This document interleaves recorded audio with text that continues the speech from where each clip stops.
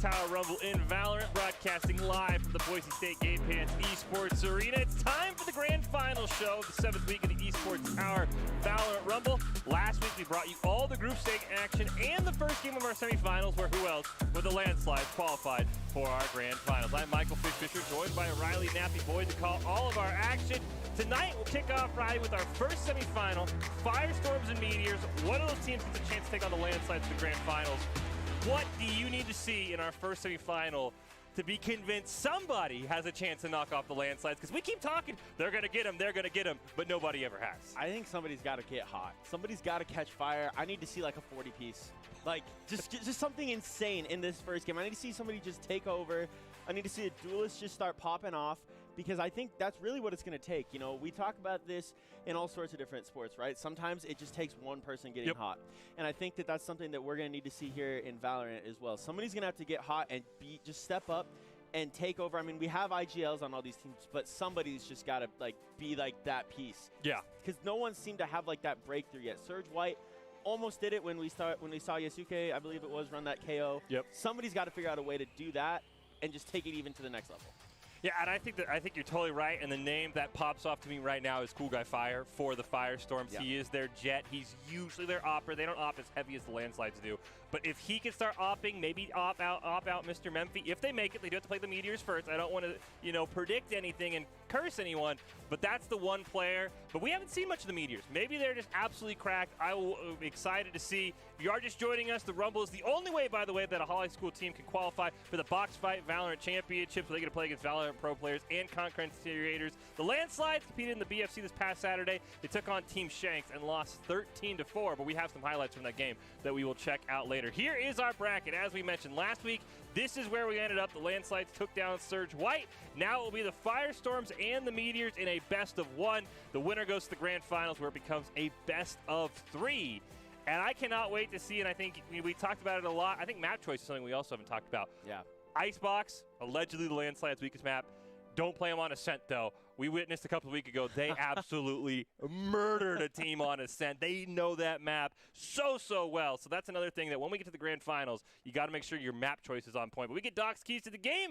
Yo, don't ego peek the op. Watch out for Cool Guy Fire. He is the man to watch in this matchup. Know your win cons, call out your abilities, and calculate enemy econ. It's all brought to you by Esports Tower. Score pro advice at esportstower.com. Improve your game sense, improve your team play, improve your performance under pressure. You can match with great players and professional coaches to help you rank up. It's the first semifinal. Winner goes on to the grand finals and gets a chance to try and knock off the Landslides, Firestorms, and Meteors. And it's on Icebox here, Riley. So good practice for one of these teams, and I'm really excited. I think the Firestorms are probably your favorite. They've been there before. We haven't seen this Meteors team, but you don't get the semifinal on a fluke. Nobody gets there on a fluke. And especially now that we're out of group stage stuff and we're back into bracket play again, it's more pressure on these teams every single game. It's BO1, so obviously you have to go out. You cannot drop rounds. So any team that gets to these points earns the right to get there. These teams have played together. Obviously, Esports Tower does a really good job of mixing these teams up. But when these teams get to these points, it means that these teams are legit. And so I think that it's going to be really interesting to see how a team that we haven't seen very much kind of factors in with kind of the three teams that have almost put themselves on, there's a tier right now that's Surge White, Landslides, and Firestorm. Meteor getting that chance to get up into that could be really interesting. I think we're seeing that in our other Rumbles that we have on Monday with Rocket League, where there's that three teams, but there's a couple teams that are starting to crack through, and I would love to see the Meteors do that. But I think you're totally right. I mean, to talk sort of about, what we just saw last night, if you are an NBA fan, we saw Giannis absolutely pop off, drop 50. Somebody's got to have their Giannis moment tonight to beat the Landslides, because you just can't beat the Landslides with average play. Somebody's got to play out of their mind and put that on their college highlight reel if you want to beat the Landslides, and that's what I'm looking for in this first game. Who gets hot between these two teams? Yeah, and it all starts, obviously, with the agent selection. It's always interesting to see how these teams go, and I'm not seeing a single Viper on Icebox, which is kind of insane, because that has become, Esports Tower meta. Yeah, I mean, we've seen Vipers absolutely dominate as well on Icebox. I'm very shocked. The Firestorms are the ones that usually have it. I mean, the names like El Boof, Cool Guy Fire, DTX, all guys that we recognize there. And it's very interesting that, we usually see El Boof on that Sova. So to put him now more on a top fragger is going to be very interesting as he locks in that Reyna. That's kind of the one pick I want to watch for the Firestorms, is El Boof on that Reyna. And see, I'm interested to see, we saw DTX run that Yoru to really good effect last week, which was surprising to me. I didn't expect that to actually work out that well for DTX. I know they had mentioned it a couple of weeks ago, and I think that it goes completely against what we see. I think DTX is probably the only esports tower player that we've actually seen consistently pick Yoru, and they run it to really good effect. So that could be a game changer for Firestorms as they get through into these semifinals and finals. Yeah, and maybe this also is, we've seen the landslides. They usually have a very, very strict comp. I think that's the other thing that is maybe there's some operators that we usually don't see like that Yoru that maybe the Firestorms are experimenting with that they want to try and maybe bring out here to, if they win here, maybe catch the landslides off guard. But we said the winner of this will play the landslides. Looks like we did have a little bit of a pause there to start things off on Icebox. And I think it's very interesting because the Firestorm, we know, they want to get back to the grand finals. Yep. The Meteors, how they play in these first couple rounds is really going to tell me, all right, do they have a chance, or are the Firestorms, they set on that goal of getting revenge? And looking at Agent Comp, they do have 2 smokes right now, right? Yep. They had an Omen and a Jet, I believe. And so when you see 2 smokes, that my first thought is, all right, some aggression here, right? They want to be able to use those smokes to push forward and to get in some different spots, which is going to be interesting because Firestorms do have some of the better gun skill that we see in Esports Tower. So that aggression versus that really good gun skill, I think it could really provide some interesting rounds. And I think that if Firestorms get hot, it's going to be really hard to counter because Meteor is going to have to take advantage of those smokes early, I think. Yeah, and the Meteors is a team that, we've been told has a lot of new members. They've been working a lot outside of our event, putting practice in. And this could be one of those where we've seen a lot in the Esports Tower where teams maybe take a few weeks, they get those comps together, and then they are, then they get things figured out. So maybe this will be a week where maybe they do lose 13-1, 13-2, but they have some bright spots. They could use the VOD review that the Esports Tower does incredibly well, Riley, and they can use that to be able to maybe make a run next week. But I'm really curious to see, as you mentioned, the double smokes, a very, very aggressive comp, and we've seen a lot of teams be very successful with that in these Rumbles, is just be over-aggressive, push the enemy team incredibly hard, and sometimes you can catch their team where they're kind of like, they don't feel comfortable, and that's a great thing that maybe the Meteors can do to catch the Firestorms off guard. Yeah, I'll be interested to see how they want to go here. Obviously, you see it is double smokes from Firestorms as well with that Brim as well, but I think that it's significant for Meteors to be doing that, and there's Rezkin already finding one. The nice trades coming through, though, making this a 4v4. DTX and the rest of the team. DTX with a great flank. Does trade himself out, though, so still a 4v3. Cool guy fire. Oh, just got to hit those shots. Yeah, PvP with the nice ghost shots there on the Cool Guy, taking out that Brim. So it's down to that 3v2. Meteor's looking to try and win that first pistol round and get a little bit of that early momentum. Oh, he sees El Boof up at the top. Oh, he still bits. Get the overhealing as well. There's a guy right to his left. You can't see the silhouettes like we can. Ellie taking some damage. Going to have to jump off. Doesn't have the healing orb available either. Yeah, I got some info there, but gave away positioning. Got to try and get that ego peak. But obviously it's so hard to ego peak with this new patch. With how the movement now affects your shooting, it makes it so much harder. Giving away your position and cornering yourself, that's just a tough spot to be in there if you're Ellie. And that is exactly, we talked about somebody having a great moment. El Boof with a fantastic play. Redskins even saw him, but he still was able to pick up the double kill. And I think El Boof and Cool Guy Fire are those 2 names where if the Firestorms are going to win here in the semifinals, they're going to be the guys that I would expect to absolutely pop off. Yeah, I think I'd agree with you. I love seeing some of these players get really aggressive. Technically we do have a 3 duelist comp from Firestorm, so, we want to talk about aggression. I guess Firestorm's is about as aggressive as you get. You don't usually see those 3 duelists in a comp game, but it could be really interesting with, obviously, Sage and a 3 duelist. Yeah, I like this composition from Firestorms, and I do think that's a composition that could actually run with the landslides. Cool Guy Fire and the rest of the Firestorms get their loadouts ready to go. The Meteors already in the back foot, and a great pick there for Cool Guy Fire with that Ares to get the first blood. Yeah, and you see looking to get some of those smokes down there. DTX just chilling out in rafters. The trade's just kind of coming through here. Nothing crazy just yet, and there's Rizmo trying to get aggressive with that Spectre. Everyone kind of knows where he is. That's a tough spot to be in. Yeah, unfortunately, that really just felt like it came down to, we talk about it all the time. You win the pistol round, you have the econ on your side. Usually, one pistol round is basically a guaranteed second round win, and we saw it right there. Just the Spectres and the Ares against pistols. You don't really stand a chance if you're the Meteors, unfortunately, in that situation. No, you don't. And this is an interesting play here from the Firestorms. It looks like it's more of like a mid to B type push. Looks like Meteors might actually be reading this, though. Interesting that no one's really getting aggressive over here on A. It looks like they're going to try and 5 commit to B, so we're going to see a lot of action over here. I don't think Firestorms would expect them to read this early in the game. No, I think you're totally right. Unless Pax can get a huge push, you can see the enemy sightlines. They can see down there. He, of course, can't see that, has to dash out of the way. Now he knows it's a full B push. Yeah, that calm to your teammates right there when it's like, oh, they're actually all here, that's horrifying. When you peek and you see 5 enemies shooting at you, you just dash and hope you can stay alive. They are up 1, though. You got a couple of kills before Pax is taken out. Elboof gets traded off. Now it's a 3v1. Wow, good shots there. Pax and Bofi both just going crazy there. Pax with the great tray shots. Almost found a 3-piece before they went down, and then a nice finish there from Firestorms. They're looking really good. Yeah, and I think that totally speaks to, you know, we talk about performance under pressure, which something the Esports Tower does. Everyone's been in that game where you peak, there's 5 pushing, and all you can say in comms, oh! And then you just die, and your teammate's like, well, what does that mean? Like, what are you saying? Like, huge shout out. I'm going to assume Pax kept his cool, like, hey, 5B, instead of me. I'm like, oh, I'm dead. I got nothing. There's a lot of people here. This is scary. They're like, how many? All. 5 leaving CT. That's a horrifying moment. Oh, I thought Cool Guy was going to flick on him, but Rezkin's been playing really well. I like what we've seen from Rezkins. He might be able to get the Meteors back in this. Yeah, Rezkin has looked really good these last couple weeks, running that jet to great effect. There's some info there from Rezkin as well. You got to know there's at least 1. I think they might have seen 2. Yeah, Rezkin's going to have to be that IGL that really takes care of business here. Got DTX as well right there. Ooh. Hit down to 10 HP. That's not the spot you want to be in a 3v4, but you're going to get the plan off and kind of force a retest here until Boofy pops off for a double kill. 1 enemy remaining. And there's DTX as well. Man, this whole Firestorms team is just looking really good right now. They are all pushing together. They're winning gunfights.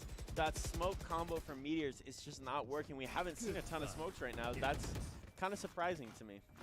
Yeah, and I think the biggest thing that I've loved about the Firestorms, and we see this all the time in really any game that has a tournament format, is when you lose to a team, you make it your goal to get revenge, and sometimes we see huge upsets because a team like the Firestorms probably saying, we got to beat the landslides, and no one's going to get in our way, and then they just get caught off guard by the Meteors. So far, they look incredibly focused, knowing we want to play the landslides, but we actually got to beat the Meteors first. They're not just going to roll over and say, yeah, go get that rematch. So I really do like how the Firestorms have taken this game very seriously, because we've seen teams in the past struggle because they probably think like, oh, this is an easy win. Yeah, and I think that speaks to just how well prepared a lot of these kids that are playing in Esports Tower are for the college scene. I mean, they have that mental fortitude right now. And there's the Marshall coming out. They have that mental fortitude to be able to focus on the game in front of them instead of thinking about the end goal. You know, Boof does get a pick. There's that Marshall for Ben. Was about to peek somebody, but he's actually going to retreat. Ellie does get one, so it is a 4v4. And the Firestorms have done a really good job of winning these, even down one, as we see Ellie gets the res onto PvP Wars. Yeah, and Ellie's running that Guardian, something that we've seen really come into play these last couple of weeks. It's been really interesting to see another nice one-shot, headshot done. There's that Yoru Rift coming through, but Bofi, once again, another 2-piece.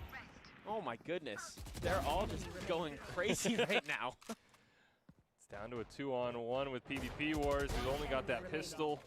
Does pick up the Guardian, and now it's him versus Cool Guy Fire, but that sight line, he gets peeked right through that fence. Yeah, and the reload just wasn't ready to go for it, unfortunately. Tell you what, if that was me, I would have been enamored by how awesome that Galaxy skin is on that Guardian, and I think I probably would have just choked anyway. So, good on you for finding one there. Almost clutched it out. That would have been pretty sweet. And I think this really does speak to just, I mean, how well coached he is. Because look at this sight line that he sees him through. Just absolutely fantastic play with the wall bang there from Cool Guy Fire. And this Firestorms team right now up 5-0, but I think we're seeing a lot of good things from the Meteors right now despite the scoreline. There's a couple players on this team that I think give them a few more weeks to really get together. This is going to be a scary team. I think Boofy, speaking of scary, has the op as well. Yeah, I believe that's what I saw with that dragon skin. Going to try and get that wall up just to get those sightlines on the head. Couldn't quite find that initial shot, but they're still peeking. Someone wasn't listening to Doc's keys to the game. No, you see the op fly past you and you ego challenge it. Come on, you can't have that happen. That's a fantastic play there by Boofy. Ben G going to get at least one kill. And now it's all up to this Omen in a 1v4 against the op. And Elboof with a third as well. Elboof looking really good right now. We have seen them in the past have huge weeks, and right now, if there was a time to go off right now, Elboof, it is in this game, so you're ready to roll for that landslides game. You seem to be taking advantage of that, and we are working towards a little scary territory here for the Meteors. 6-0 is not the way you want to start. You want to try and find a couple of rounds. No, I did see Elboof get an op off the floor, so maybe the Sage for the Meteors also had an op, so that's why it made a little more sense for him to ego peek it, but still, it didn't work out in his favor. I thought maybe Elboof was going to have a double op here for the Firestorms, but they're just going to keep it on Bofi and just kind of let the rest of the team use their ARs. Yeah, and Firestorms there. You see getting that Brim smoke down in mid, trying to just push or bait out any sort of an A push here, and it worked out well. There's Pax finding Reskin as well, so Pax is trying to get aggressive with that Jet. Get some of that paranoia there. There's some more smokes. Now we're starting to see those smokes come out into play here. See all 4 members of the Meteors all kind of grouped up. Now they're going to try and rotate over towards B after losing a member. Nobody's really on B for the Firestorms, though, and in a 4v4, the Firestorms did lose their opper as well.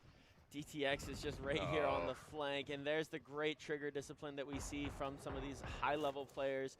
Not firing when they see that first player, waiting on the second. DTX is going to have a great angle here in about 2 seconds. There it is, right on cue. Riley gets a great pick on her Hims, and just like that, it went from a 4v4 to a 3v0. The Firestorms absolutely on fire. Look at those KDs, everybody positive. Absolutely insane first 7 rounds for them. Yeah, that was, I'll tell you what, DTX just kind of sitting there in spawn.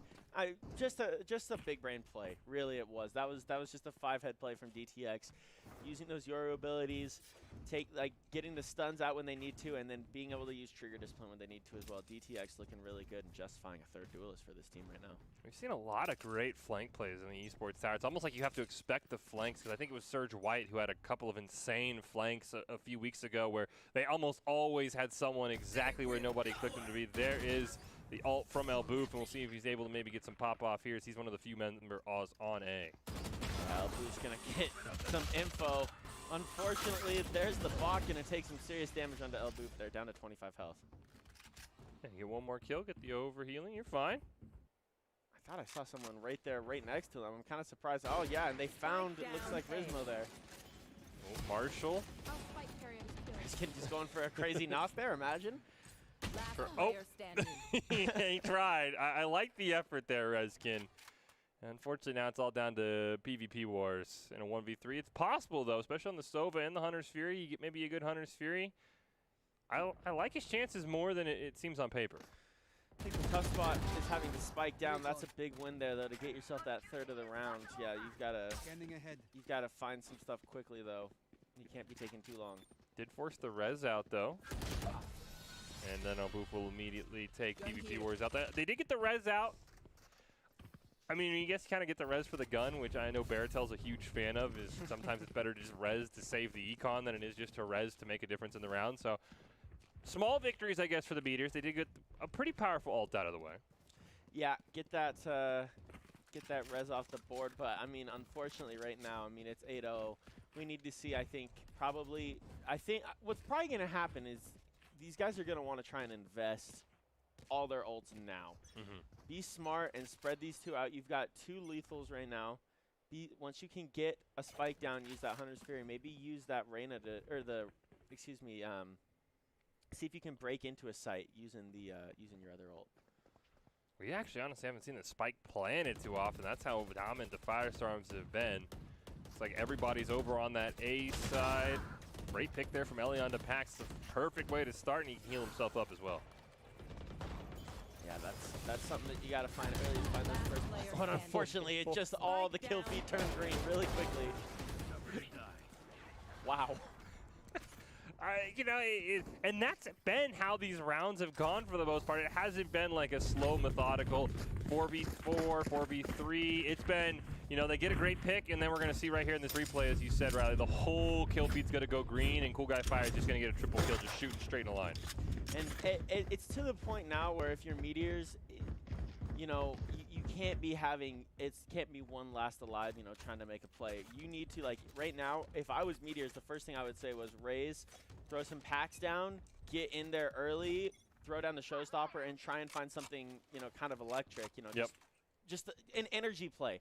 But you did see Pax pull those knives, I think, already for Firestorms. I fully agree with you, though. I'd like to see just a full-on. Here we go. They're all going to go B. Elboof is there. He's going to get the first one onto Risen. Can't quite get PvP wars, but Cool Guy Fire takes him down, and Firestorms are ready for the aggressive B push. Oh my goodness. Firestorms are just on a next level right now. There's Redskin finding that Marshall kill, but it's down to a 1v4. Oh, it gets another one. The Nosk, clip it, clip it, clip it. Redskin with the Nosk. That was, hey, you know what? Like I said, Redskin's played really well today, and I think he definitely has the ability to be that next game changer in the esports tower. I just think the Meteors are going to, if they make great use of this VOD, I mean, it's not over yet. It's not looking good, though. If they make great use of VOD review between weeks, I think you're right. This is a team that could maybe crack that top 3 because they have bright spots. They just can't put it all together, unfortunately. Well, I mean, you know, we've heard from these coaches that they're playing a lot together outside of practice, which is so important for these teams. Now we just have to hope the esports tower doesn't break them up. Yeah, exactly. That would be so unfortunate. They do have 5 ults. Maybe you just YOLO 5 ult this round. That'd be pretty sick. I mean, there's the knives popped and some nice trades there as well. Rizmo finding cool guy. Rizmo's waiting down there. Elboof just kind of chilling out. It's another full A push. Nice revive as well. So you're in a 5v4. Start using those ults. Unfortunately, Boofy's going to get a great pick. Hey, Ellie trades out DTX. Pax finds Ellie, though, unfortunately. So you're just kind of trading back and forth. But right now, Meteors can't afford these trades. Especially look at the health bars. 2 red health bars. Now it's a 1v2, and that Omen is not long for this world, at least with his health versus 2 full health members. He's got the B spike. He doesn't have the, yeah, he's got the, he's over at B, but there's no spike, unfortunately. Yeah, threw a little TP down there, just try and bait out something here. Unfortunately, they're both pushing from 2 different angles. The gunfight's going to come right now, and if Elboof can just hit a couple of shots, it's going to end this round pretty quickly, I think. He's trying to make his way over to the spike. Elboof kind of knows that. We're about to have a collision course. And just like that, it's a round win for Elboof. Yeah, and that is not the way you want to run the half for Meteors, unfortunately, right now. 11-0, you've got to try to find 1 in the half. Like I said, this team has some bright spots. This is a team that I think big things can come from it, and a semifinal run is nothing to scoff at. You just ran into the Firestorms who have their mind set on one thing, and that's the landslides.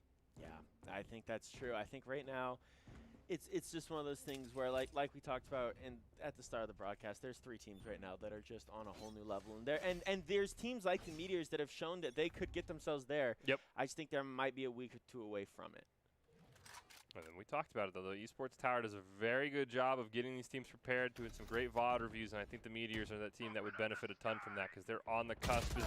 Ellie gets peeked. Redskin gets another great shot with this Marshall, and it's a 3v3. Yeah, hey, there's a showstopper going to get popped, and it looks, there's Ben finding Pax. Oh, 1v1. Close. I thought Elboof was going to go down to Ben there for a second, but unfortunately, Elboof does take out Ben, and that's a 12-0 half. Point. I mean, but even when you lose that round, you see exactly what this Meteor team is capable of. They get it to a 1v1, and not to mention, Redskins has been using the Marshall almost the entire game, and he's been maybe our best Marshall we've seen, usually because we see guys like Mr. Memphy on the op. So I think there are some bright spots here. Yeah, I just don't think the econs worked out well enough, unfortunately, for Redskin to get his hands on an op. I think if that were to change at some point here, that could be a dangerous situation for whoever they're playing because Redskins does hit some good shots. There's some good pieces on this team, but unless we see a comeback that we'll be talking about for years to come, I think it's just a matter of time until the Firestorm do punch their ticket to the grand finals. But I think the Meteors, losing's never fun, but they've got to be happy with how they play this week to get into the semifinals. Yeah, get some good confidence rolling here going into next week. I think it's going to be interesting to see how they respond, but this does set up a heck of a grand finals. See if they already got 2 spikes planted as well. Pax is going to get another one. Ellie at least gets 1 kill. Oh, Ellie maybe has a different idea. Kind of a pop-off there at the end. They heard us talking about how, we had already called it. They asked about that comeback that you said? Yeah, they're like, hold on, don't call it a comeback. Been here this whole time. Would you say maybe they've been here for years? Months. Okay. I think they're going to, and this is absolutely huge. Cool Guy Fire and Ben, maybe, accuracy not at the highest peak there. But this is huge. Even if you don't win, just being able to get around 13-1 feels a heck of a lot better than 13-0. Yeah, that is factual. You never want to see a 0 on the scoreboard. So getting around always helps. Maybe find a couple more here. You've got the econ obviously going into the second round with the second pistol. Sneak out a round or 2 more and maybe get these to some respectable numbers here. Yeah, and it looks like for the Firestorms, you know, we usually have seen teams, they'll lose the pistol round and they'll just kind of eco. They've done what they can with their credits. They're going to try and win this round right here. So you get another round. You set the Firestorm back by quite a large margin, honestly. Yeah, I don't know if Meteors are expecting them to have this, although I love the 5-2 push there, but there's a nice Guardian find already to start the round. Well, Booth going to get a double kill. PP Wars gets one back before DTX trades him out. And it's a 3v2, but health bars are very critical. Cool Guy Fire gets caught planning. It's a 1v1, and they're both basically one shot. Yeah, this will be interesting to see who uses what first. If those paint shells can come out, obviously any hit onto Bofi from the paint shells is going to be enough to do it. So let's see if Ben can get any sort of read, any sort of timing. But I think Bofi right now is in the pole position here to find this elim and end this game. He just has got to turn this corner. Ben's on the other side of the box. Oh, nobody knows where the other one is. Oh, the timings. Oh, he got him. Peeker's advantage coming through there. Fantastic round from the Firestorm, and I think we both said the Meteors, they have the pieces. That round win, I think, is huge for them as well to at least, you know, kind of say, hey, we can get things done. I think you're totally right. And I think most teams, you don't expect their team to go full-out YOLO when they're up 12-1. You usually expect, okay, they'll pistol, we can usually get another round. So that's a great aggressive play from the Firestorms, who have now joined the Landslides in our grand finals. If you just want a recap of how these teams have played, we'll get to it in just a second. Of course, as you know, going at it alone can only get you so far. If you want to increase your chances of success, you have to level up your teaming skills. We've seen this with the Firestorms. Every single member had a fantastic round that last game against the Meteors, a huge reason why they won that in dominant fashion. Esports Tower really takes the time to create teams of well-matched teammates. Give a shout out to all the coaches. If you're watching, haven't checked out Esports Tower clubs, you should. It's the fast track to rank up. But as I was saying, Riley, Week 5 of our Rumble, Firestorms lost the Landslide in the finals. Week 6, they lost the tiebreaker game to the Landslides to get knocked out of the tournament. Now in Week 7, they're back in the grand finals against the Landslide. This is perhaps our best rival we have in the Esports Tower is the Landslides and the Firestorm. Yeah, at some point you can only take so much before you snap. That's kind of my thing. Exactly. At some point you can get punched so many times, and then at some point you just go for it. You lay it all out on the line, and you just have to see what happens. And Firestorm's got the perfect game to set themselves up for this. Yes. A dominant win. Yeah. I think that is going to be a huge confidence boost going into this game. I mean, these players at home are sitting there ready to roll. Yeah. They're feeling it. I think we're in for a fantastic game. And I think the other thing that does kind of, go under the radar is we did see last week the Landslides were able to qualify. If the Firestorms had to play like a 30, 40-minute game, then you get that mental fatigue setting in. So the Landslides getting that bye, but the Firestorms immediately coming out. An incredibly quick game against the Meteors. So like I said, I have some great things on the table, and I really expect them to have great things going forward. I love what I saw from the Meteors today. I think the Firestorms, not too long of a game. That's a perfect spot to be in. We're going to take a break. We'll be back with our grand finals. Of course, it's the Landslides and the Firestorms. Feel like it's almost deja vu. Can the Firestorms break that, though? Can they finally knock off the Landslides? Don't go anywhere. Find out next.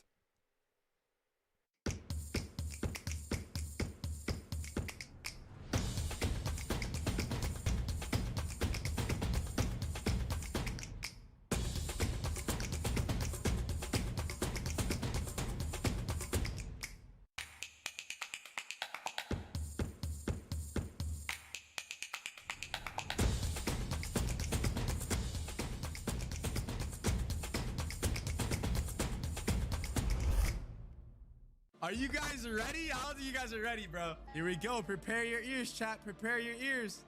Here we go.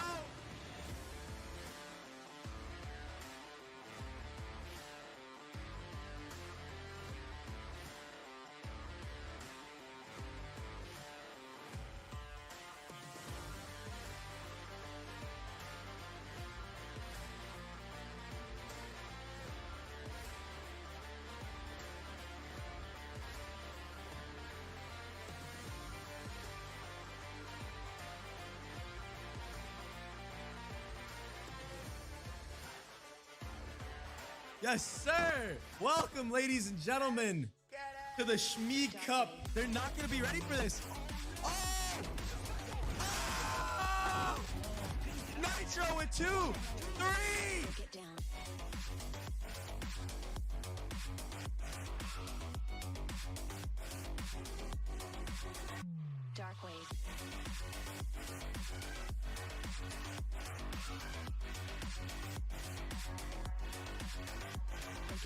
Will he get the ace?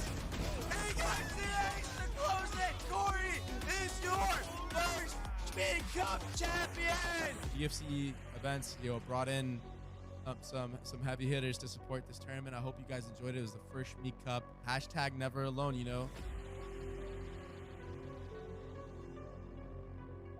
Hello, I'm Rajneesh Khanna from iCultiware and Chopra Foundation. Mental health has been brought up a lot recently and proven to be at the forefront of our conversations. As we begin to understand how comprehensive it is, we should open up a conversation that mental health is not one size fits all. We all need help or just someone to talk to from time to time. Mental health is a very serious thing, so I'm glad that we were able to run this tournament and showcase and just show that and help support that cause, for mental health. So thank you guys so much.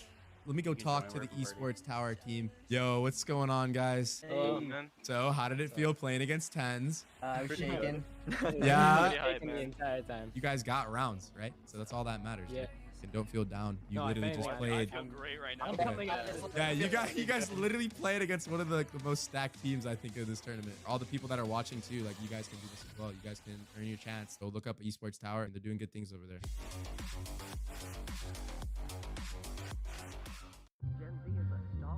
The news says Gen Z is struggling. I've got news for them. I wait tables, but last week I built a field hospital. I put out a forest fire. I stopped 1,000 attackers. And a natural disaster. I've saved lives. And led a team on patrol. I serve. Well, I go to school full-time. While I work full-time. The greater the challenge, the stronger we become.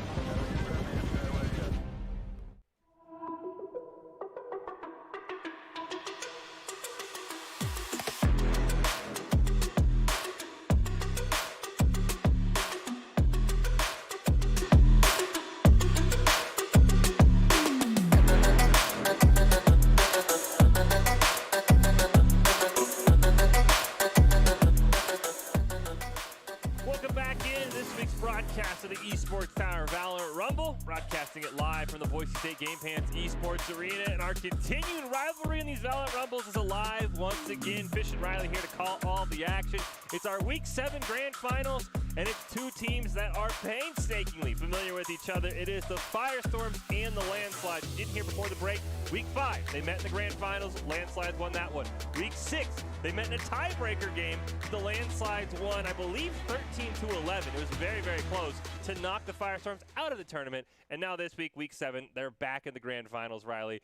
We talked about it when this cast started. We wanted to see somebody come out insanely hot for the Firestorms in that performance against the Meteors, which is a team. They did. Yep. Was there an individual performance that stood out to you that maybe said, this Firestorms team can finally maybe knock off the Landslide? Yeah, El Boof really stepped up, I felt like, and had a fantastic game.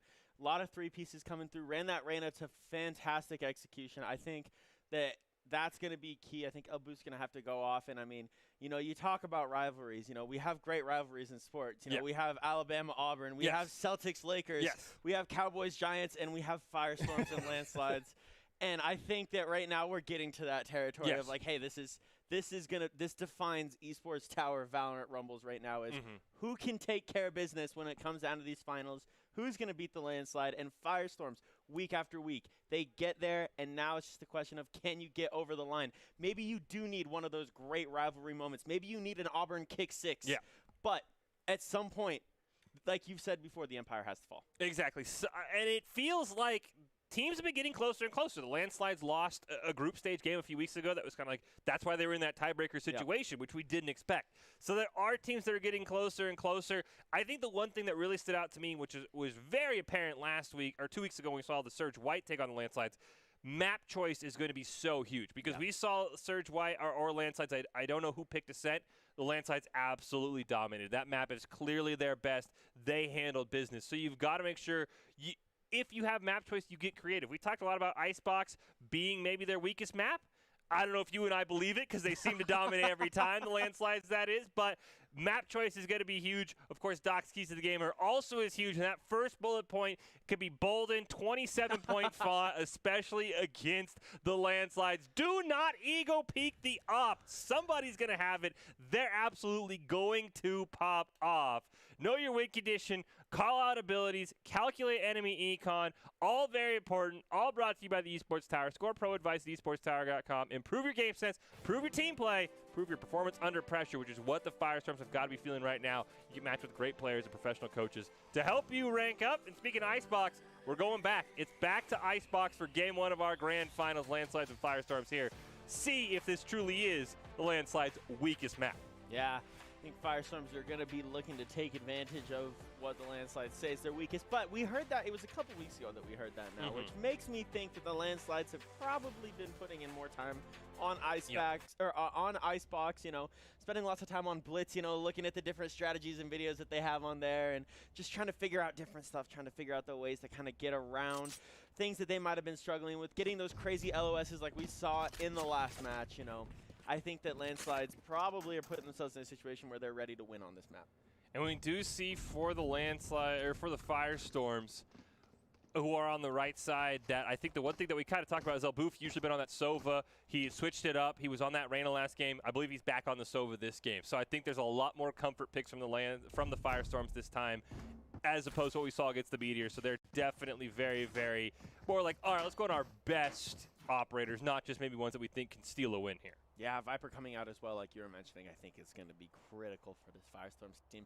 Taking advantage of how well you can really just lock down sites on this map with Viper.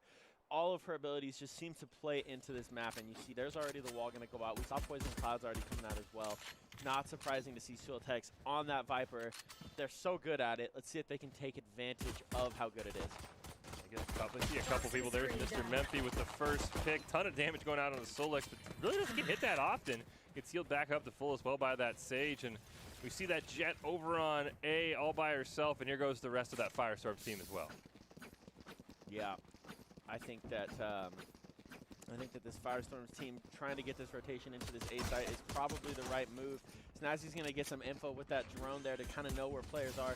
CC was back on that Jet last week. Hadn't seen them in a few weeks, but they are very good at that Jet. The trade's coming through here, though. Pax finding Memphi early in this round could be huge. Anytime you see Memphi go down early in a round can completely change the dynamic. Pax in a duel here with Prestige. Can't quite find it, though, so it's going to be a 1v4. Sulik trying to defuse. They'll get the trade eventually. Elboof only able to pick up one, and Landslides come out on top with their first round win. Yeah, that was a good round, though. Both sides, you know, showing some different things. Firestorms with that nice rotation, that B to A wrap. I love the early B push there to try and kind of confuse some people. Landslides just, I mean, I don't know how they read that, but they were just ready for it. Yeah, they traded off. I think maybe got one elimination. You're right. As soon as all the Firestorms went to A, the Landslides just were in perfect rotation as well. I mean, that's happened when you play a team so often. You start to learn their tendencies. You start to learn what they want to do, and I think maybe that's a big reason why Landslides like, all right, they tried B. We all know they're going A. Yeah, I think so. I think that the wraps there were so important. I think it's going to be critical to see these teams with those wraps. There's that Spectre coming in. Cool Guy Fire going to find that early trade on Memphi once again. That can be a game changer. Finding those early kills on those IGLs can be so important. See another trade come out there. Snazzy getting one. Prestige gets taken down, especially on that Sage. He's been so powerful on Sulix. Gets what back? It is a 3v3. We see the Reyna for the Firestorms. Incredibly low health. DTX gets taken out. Good trade back to Pax, though. And Cool Guy as well with the right click on the Sultex. They end up taking him out. Great job by the Firestorms with the Thrifty as well. Kind of shocking to see the Landslides lose after getting the pistol round win, so great job there by the Firestorm. Yeah, that right there is a sign of intent from Firestorms. They are looking to take care of business today. That was a huge win. That completely resets Econ back to 0 on both sides here, basically. Firestorms now giving themselves the opportunity to go out and really show what they're made of. I'm going to be interested to see if they can take advantage of that big pistol win. Yeah, and I think the one thing that really is going to stand out throughout the Grand Finals tonight, Mr. Memphi versus Cool Guy Fire, they're the two in-game leaders. The better game your in-game leader has, the better you do. As Pax immediately blasts Mr. Memphi. That's a huge win for the Firestorm. Memphi has not started off this game as strong as we normally see them. That's twice they've been first-blooded. And I will say I love CC on this Landslides team. It just feels like Mr. Memphi hasn't quite figured out the non-jet gameplay. I think he's really used to those aggressive dashes. We heard his coach a couple weeks ago talking about it as Snazzy gets a pick. Still trying to adapt to that Reyna gameplay, I would think. There's some Bucky play as well coming out there from Snazzy. Love to see that. Both the ETX trades. Pax just used that trigger discipline and eventually just found Prestige, just kind of sat there and waited for so long. That was just that was a great round from Firestone. Holy cow, that was a good round from Firestone. Yeah, especially from Pax. He got the first pick onto Mr. Memphi right away. You mentioned, I even looked, I was like, wait, are they on the same team? When I saw Prestige, like, I don't think Prestige is on the phone. What is he doing? And then, as you mentioned, perfect trigger discipline. Just shot him when he had no chance to respond. Pax might be that guy who needs to have that pop-off moment to maybe get the Firestorms a win or maybe 2 wins and get them to be able to be champions for the first time. But see, the thing is, it's like with this Firestorms team, there's so many different players that could pop off. Because, you know, we say, oh, well, it could be Pax, but it's like Pax is one of 3 players on this team, essentially, that could just go off. And there's already knives coming out from Pax in round 4. Yeah, he's ready to go, and I would love to see maybe if he gets a couple kills here, if he's able to pick up the op. As Cool Guy Fire gets one onto Prestige, that's another huge pick for the Firestorm. And there's another, basically, IGL going down, but CC takes down Pax when the knives were popped, so that cancels out Pax's early ult that they worked so hard to get. Boof with that drone, looking for somebody. Ooh, he almost saw Snazzy, but ended up bailing on Sulix. He's been getting better and better every week, and he gets a double kill to put his team back in the lead. Yeah, the way that Sulix is really, I think Sulix has been the reason that Landslides has gotten better and better on this Icebox map, just how good Viper is, and Sulix as well has been big, but there's Bofi bringing this back to a 1v2. Mr. Memphi looking for his first big play. Oh, just barely missed it. Bofi gonna run away, and he's gonna try and just sprint over to B, probably also trying to buy some time to get some of his cooldowns back. Yeah, and you see, there's Memphi. I mean, just the way that Memphi just mantles straight onto that, getting aggressive. I mean, that is jet play to a T. Memphi just looks like it's a jet right now. And so running that Reyna as a jet, it provides almost a different dynamic. As you see, there's the heal going to come off there from Boofy as well. So that's going to be big, getting this back to a full health gunfight. And they might have some timing here on Memphi if they're not careful. Nope. Never mind. Memphi just clicked right on the head. I like what you're going for. Mr. Memphi was having none of that. He's just like, no, not today. I'm just going to absolutely destroy him. Great job there by Mr. Memphi. And that's the one thing is, once he figures out this Reyna, oh goodness. Because the overhealing is kind of the one thing I would say that he's so aggressive as a jet. Having that ability to heal when he gets a pick is going to be absolutely insane. I do think we maybe see a little less opping from him on that Reyna because he knows most mobility. But if he figures out Reyna, good luck, Esports Tower. Good luck. The thing is, it's like, yeah, even if he doesn't run the op, I mean, half the time when he's pulling, I mean, because he's a Vandal player, right? So it's like anytime he just right-clicks people's heads anyway, or left-clicks their head with whatever gun he has. So it's like, even if he's not opping, you give him that overheal, like you said, yeah, that is a horrifying thought, actually. I don't even want to think about playing that in a lobby. Well, he's got the Empress available. You see 3 ults up for the Landslides, 2 up for the Firestorms. Hunter's Fury might be good as like a defensive one there for both Snazzy and Elboof. Love the Bucky play here from Snazzy as well. There's Pax just flying right in on Sultix there. Pax has been absolutely insane. He is a huge reason why it's 2-2 right now. Prestige, don't know if he saw Pax actually get around that back bunker. I don't think he did.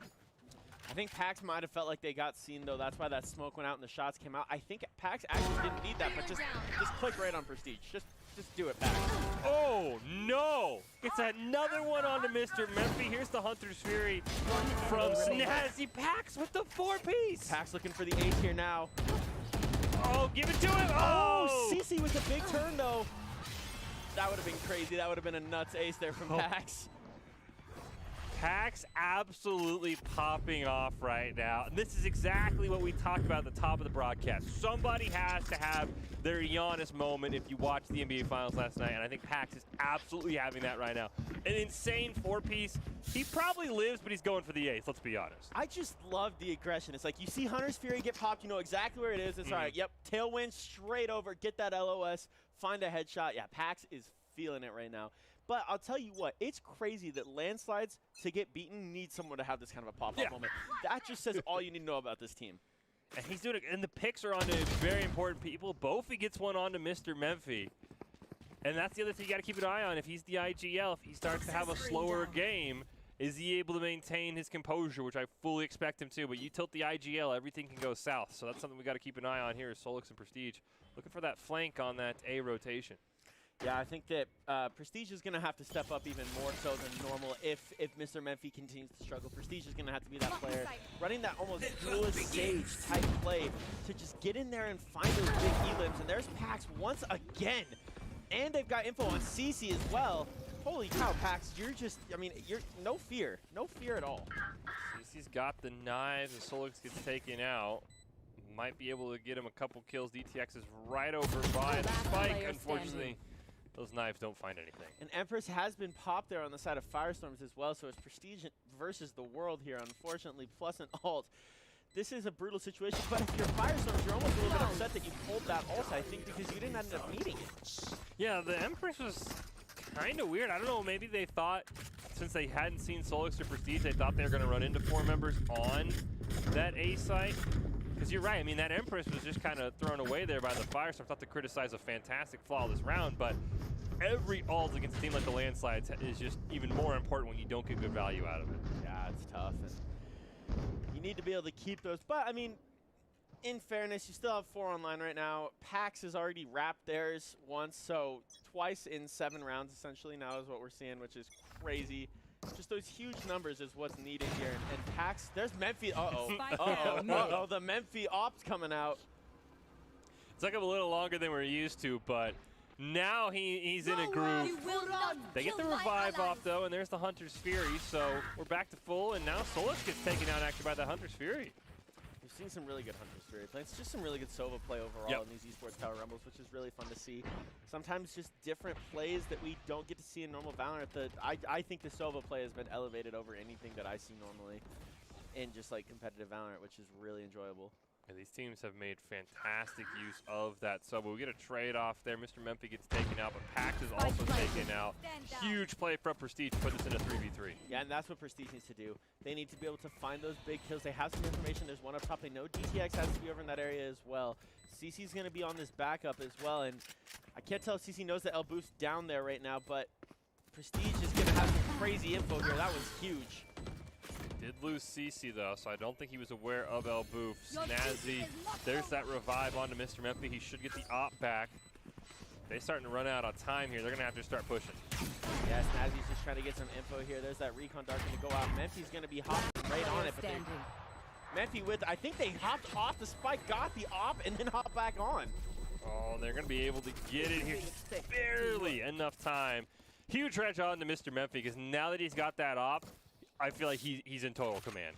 Yeah, this is a scary moment. This is a scary moment for Firestorms because you have a little bit of a lead right now. Is it enough when that Memphi op starts working? Is it enough to hold on? Plus that Prestige revive to get him back on the op so he doesn't have to waste another 5,000 credits, which I don't think he would have had. Absolutely huge from, we compliment the whole team. Prestige and Mr. Memphi are the 2 best players on this Landslides team, and they absolutely were the reason why they're not down 5-2 right now. Yeah, and it's not surprising. I mean, like we said, if Mr. Memphi starts slow, Prestige has got to be the one to go, and Prestige is doing that. Going, making those big plays, stepping up and being another IGL for this team, it never hurts to have more leaders on a team. The more players that you can have that can just go out there and take care of business is so good. And having 2 elite leaders like this on this team just makes this Landslides team so good. And you can see how hesitant are the Firestorms to rotate over towards B. They know Mr. Memphi has the sightlines with that op. You see Elboof is kind of over in that direction. Him and Solix are actually going to run into each other off screen. Solix going to pick up that kill, and now that B rotation's even harder because you don't have that Sova for the scouting. And see, the thing is, Landslides knew that you weren't, as soon as those peaks and those challenges go away, Landslides just immediately send 2 to 3 over to this other side. You're wrapping into this now with trying to take on some of the best players in Esports Tower. You have great gun skill, but I mean, this is just a tough wrap anytime it's a 3v3 with such talented players. And you see Mr. Memphi's hanging out in the back there, getting those op sight lines. You can hear it go out. Didn't get an elimination. Bofi does pick up Snazzy, though. But Mr. Memphi with oh my gosh! Mr. Memphi, new levels of off play. Are you serious right now? He pulls out the collat to put the Landslides in total control. Oh my gosh! I don't even know what to say. The Firestorms have played a fantastic game. There's no reason it should be 4-4, except right there. You just take out 2. You go from a 4v4 to a 4v2. And there's nothing you can do. Mr. Memphi, I pray to God that you are recording this on your own, like on your own PC. Like, I hope you have that clip because I need, like, send it to us. Put it in the chat, something. We need to see this. I need to see what just happened because I am shocked. That was crazy. Ooh, Knives versus Op. Nobody wanted to peek, though. Once again, everybody's over on A, and here comes Mr. Memphi with that Op. DTX gets the first elimination. DTX going from Yoru into that Reyna, using that overheal, just a little bit different complement, but still clueless there. Look at the ego peek there from DTX. That was so big on the Snazzy. He had seen Snazzy right before the wall went out. Great use of the information. They do get a pick on to Bofi, though. There goes Solix, and Mr. Memphi gets taken out by the Knives. And just like that, the Firestorm's back in the lead. Yeah, that's the thing. We've seen the Landslides do some crazy stuff. Memphi with that huge collide a couple rounds ago, but Firestorm's doing a really good job just trading rounds. 5-4 right now. I mean, this is, yeah, they are looking really good right now. No, I would say, if you just showed me the Landslides gameplay, didn't show me who they were playing, I'd be like, okay, it's probably like 6-2 maybe, like 6-3 maybe, 7-2. No, they're actually losing 5-4 because you're right. The Firestorms have put up with every single thing that the Landslides have thrown at them, and they've taken rounds, and it's absolutely insane. This is peak esports time. This is what you want out of a rivalry game, is just back and forth, back and forth. Yeah, this is probably the best. I would say this is the best grand finals that we've had to date so far. These teams just going at each other. Really, really good play, and probably these players at the best that we've seen them so far. Different comps. There's Memphi popping the ult right there, going into that Empress. Solix with the first pick, though, through the Viper wall as well. Here an op coming out from somebody. There's that Viper wall, I think, coming down as well. Yeah, and that Viper is just so critical to how this map plays. Using that Toxin Cloud to just kind of block off the sight. Snazzy's gonna have some really good info here. Oh, there is an op up for Pax. I think he actually stole Mr. Memphi. And he and Bofi actually unfortunately gets taken out with his own op. Yeah, so now there's Pax finding a big one though. Unfortunately, it's just DTX, but DTX has the guns to take care of business. Never mind. My bad. CC just shuts it down. Are they going to be able to find the op? I think they did. Yep, there it is. We see it right there. They just throw it right to Mr. Memphi. This was huge here as well from Snazzy. Actually, we didn't get to see it. Just being able to get that one pick, and we've seen both teams are so good at just, with those flanks. They pop the Viper ult. They're like, okay, they're going to go A. Snazzy's in the right spot. Yeah, both of these teams, just the reads are impeccable. They know where these teams are going to push. They do know each other better than probably any two teams in Esports Tower know each other. It is, I mean, it's just cause for really, really good rivalry, and some of these cool camera angles with the interesting stuff. I thought Memphi was going to get a huge pick early in that round, though. I think somebody for the Firestorms also has an op. They kind of baited Mr. Memphi into ego peeking them, but they both missed. I think is it El Boof with the op? I think it is. I like it. 2 Reyna ops. I like it. Ooh, nice pick from Cool Guy Fire onto CC as well. That's a great start for the Firestorms. Uh-oh. Wait. Ooh, Boofy with the trades. I was worried for Boofy. That's a fantastic play. And, the Firestorms. Maybe not. Oh, that res is pretty much going to secure this round, I think. Almost a little unnecessary there. Oh, they do get to keep the op, I guess, but it's a hard. I guess that's the other reason why last round before the swap, you don't know if you're going to get a res off here. Yeah, that's probably true. I mean, it's one of those things where it's like, do you want to invest it now? Because you could probably pick up that op. It's a 3v1. You know the fight's going to take place kind of around you. It's like, do you want to actually pick up that op, or do you want to keep it in the hands of your player and let them just try and find that elim? And it could have been a little bit bait as well, just to get that round taken care of so you don't lose more kills, I think, it's such a hard tough. Do you revive when you need it? Do you revive just to save the credits on the guns, like I know Baratel loves? It's just like, hey, just save the credits. Sometimes the revive, it looks great on paper, and then it just never actually pans out because of the delay. We've seen so many players get revived and immediately headshot once again. So last round before the swap, Cool Guy Fire and Snazzy see each other, but nobody takes any damage. I don't know if Cool Guy Fire saw CC jump there as well. I couldn't tell if you saw CC's head on that cross, but the information is there for the side of Firestorms. They know that landslides are going to be over on this A site. It's just a matter of how much do you want to invest, because it is still a little bit of a square off there on B. A little standoff here between, looks like it's that Sultex and there's that Pax. Ooh, great pick from Bofi to start that round off on Snazzy. They're going to plant as well. They're going to force a retake here from the landslide. DTX is just going to be right there using that Empress, I believe. Great good to get away from that gunfight. But I do believe there's the Lear going to come out as well. Just trying to get any sort of ego, but there's the Bulldog. Mr. Memphi gets one. There's a revive onto CC as well. The 3v2. He's got the knives. They're just going to immediately make quick work. We're going to go into the second half 6-6 in game 1 of our grand final. We could not have asked for a better grand final, I don't think. No, we really couldn't have. Both of these teams looking like they're playing at their best right now, which is fantastic. Great play out of both sides. And what I love, too, is neither of these teams really feel like, you talked about it early, these agent compositions, they both went back to what they're comfortable with. Neither team was deciding that they wanted to try and play against the other team. It was just, this is our game. We're just going to say, we're going to go out and ball. And that's what they're doing. And it's so fun to see these two teams when they're comfortable, because they both bring different stuff to the table, and they can both dominate at any point, and that's what's happening here. It's so cool to see. No, you're totally right. I love that the Firestorms didn't outplay themselves. Like, okay, we got to come with that, 3-fragger comp that we saw in the semifinals. We got to do something kind of crazy to catch the landslides off guard. They say, no, we believe our game can beat the landslides, and so far, they're almost correct. It's 6-6, and I feel like the Firestorms, honestly, I give them the slight edge because they've been in control the whole time. It's been the landslides winning to tie the game. I don't think the landslides have ever had the lead so far in game 1. Yeah, I think the biggest compliment I can give to Firestorms is most times if we see a team is 6-6 at the half of landslides, that's a victory. For Firestorms, you can't think that way. No. And I think that's the biggest compliment I can give you. You have reached that level now where it's like you can run with the best team in Esports Tower. You put your name with them now, and you're on that same tier, and I think both these teams are showing why they're here. That's a huge opening from PAX as well to get this second half started. Sulek's just going to run and muzzle stuff El Boof. Bofi does get a trade. A couple shots from Sulek as he runs around the corner.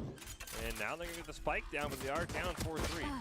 Little aggression there, though, from the side of Landslide. On offense there, that's what we like to see. Both these teams deciding to get aggressive. DTX going to try and push and get any sort of info. Oh, I don't think he knew Prestige was there. Looked away from him. Prestige gets a great pick. Pax and Cool Guy Fire still alive. You got to like their chances. Yeah, there's the defuse going to hop on, and I think they're going to try and get this to half. This is actually a really good play, but they're looking the wrong way! Oh, no.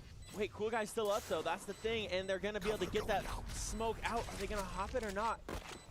Here comes Snazzy. One enemy remaining. Oh, my goodness. It's already at half, so if you just get on it now, you have a chance. Oh, is he going to get it? I don't think they have time.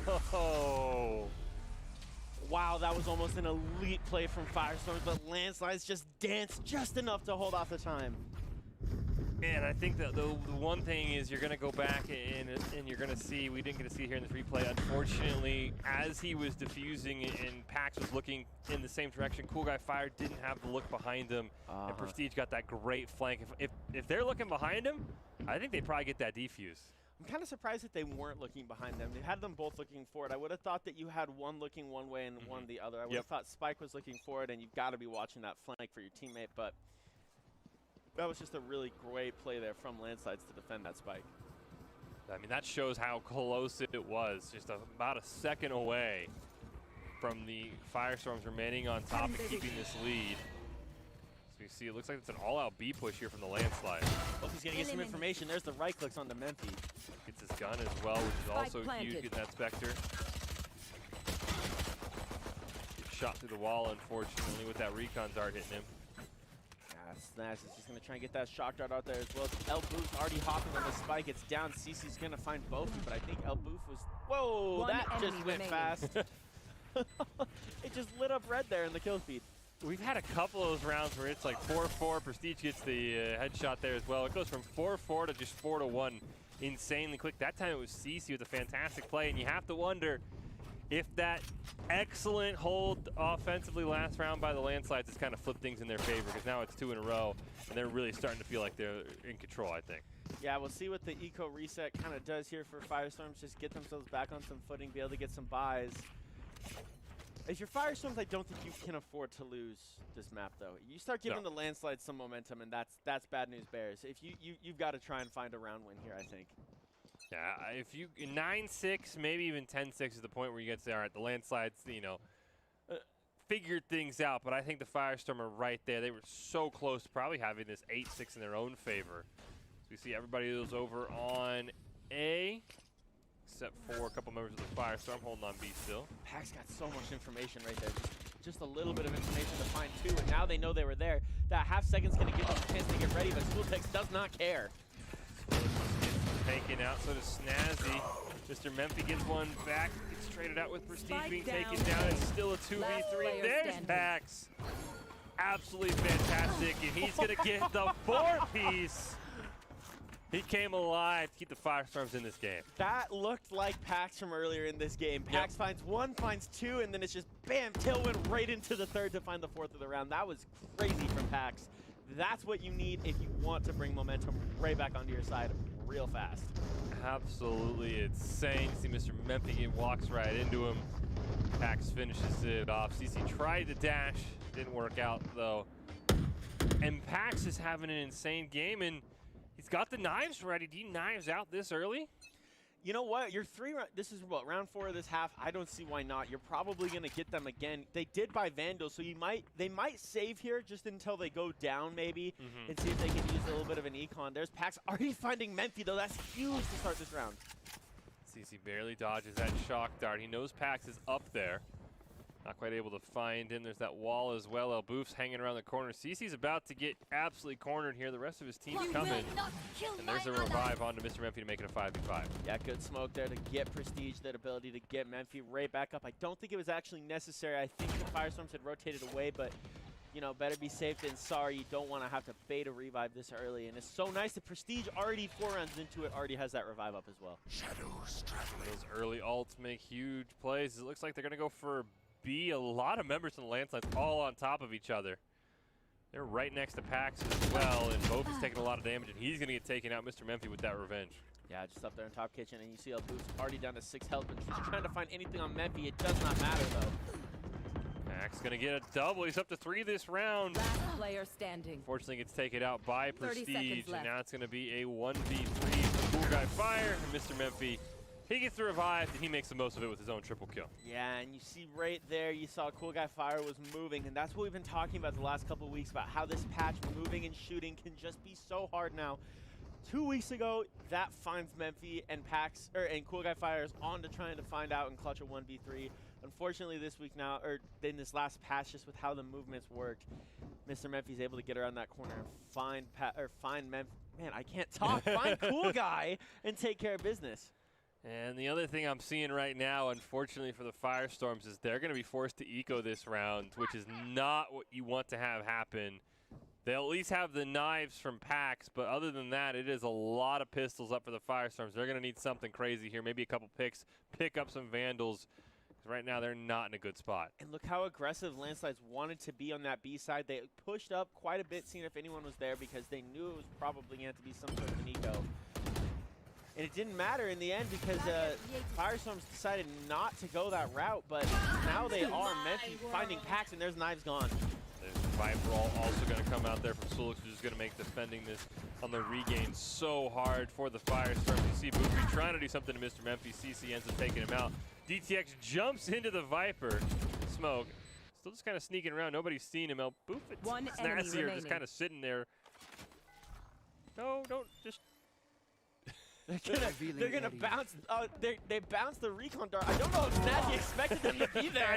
I didn't think so either, but they still get it done. They get the flawless, and that could not have been a worse time for the Firestorms to just run out of money. Yeah, that was unfortunate, but nice save there from the side of Firestorms. Obviously, Pax was the only one that really invested with that ult. You reset your econ now. Hopefully, give yourself a chance to get some buys off. You can't afford to lose this round, though, if you're Firestorms. You put the Landslides 2 away from a win. That's scary. Yeah, Landslides, they smell blood in the water. They're gonna seal the deal. So I think you're totally right. The Firestorms have got to win this round, and the guy you got to watch out for is Pax. I mean, he has been insane this entire game, and I think Pax is going to have another 3 or 4K moment here.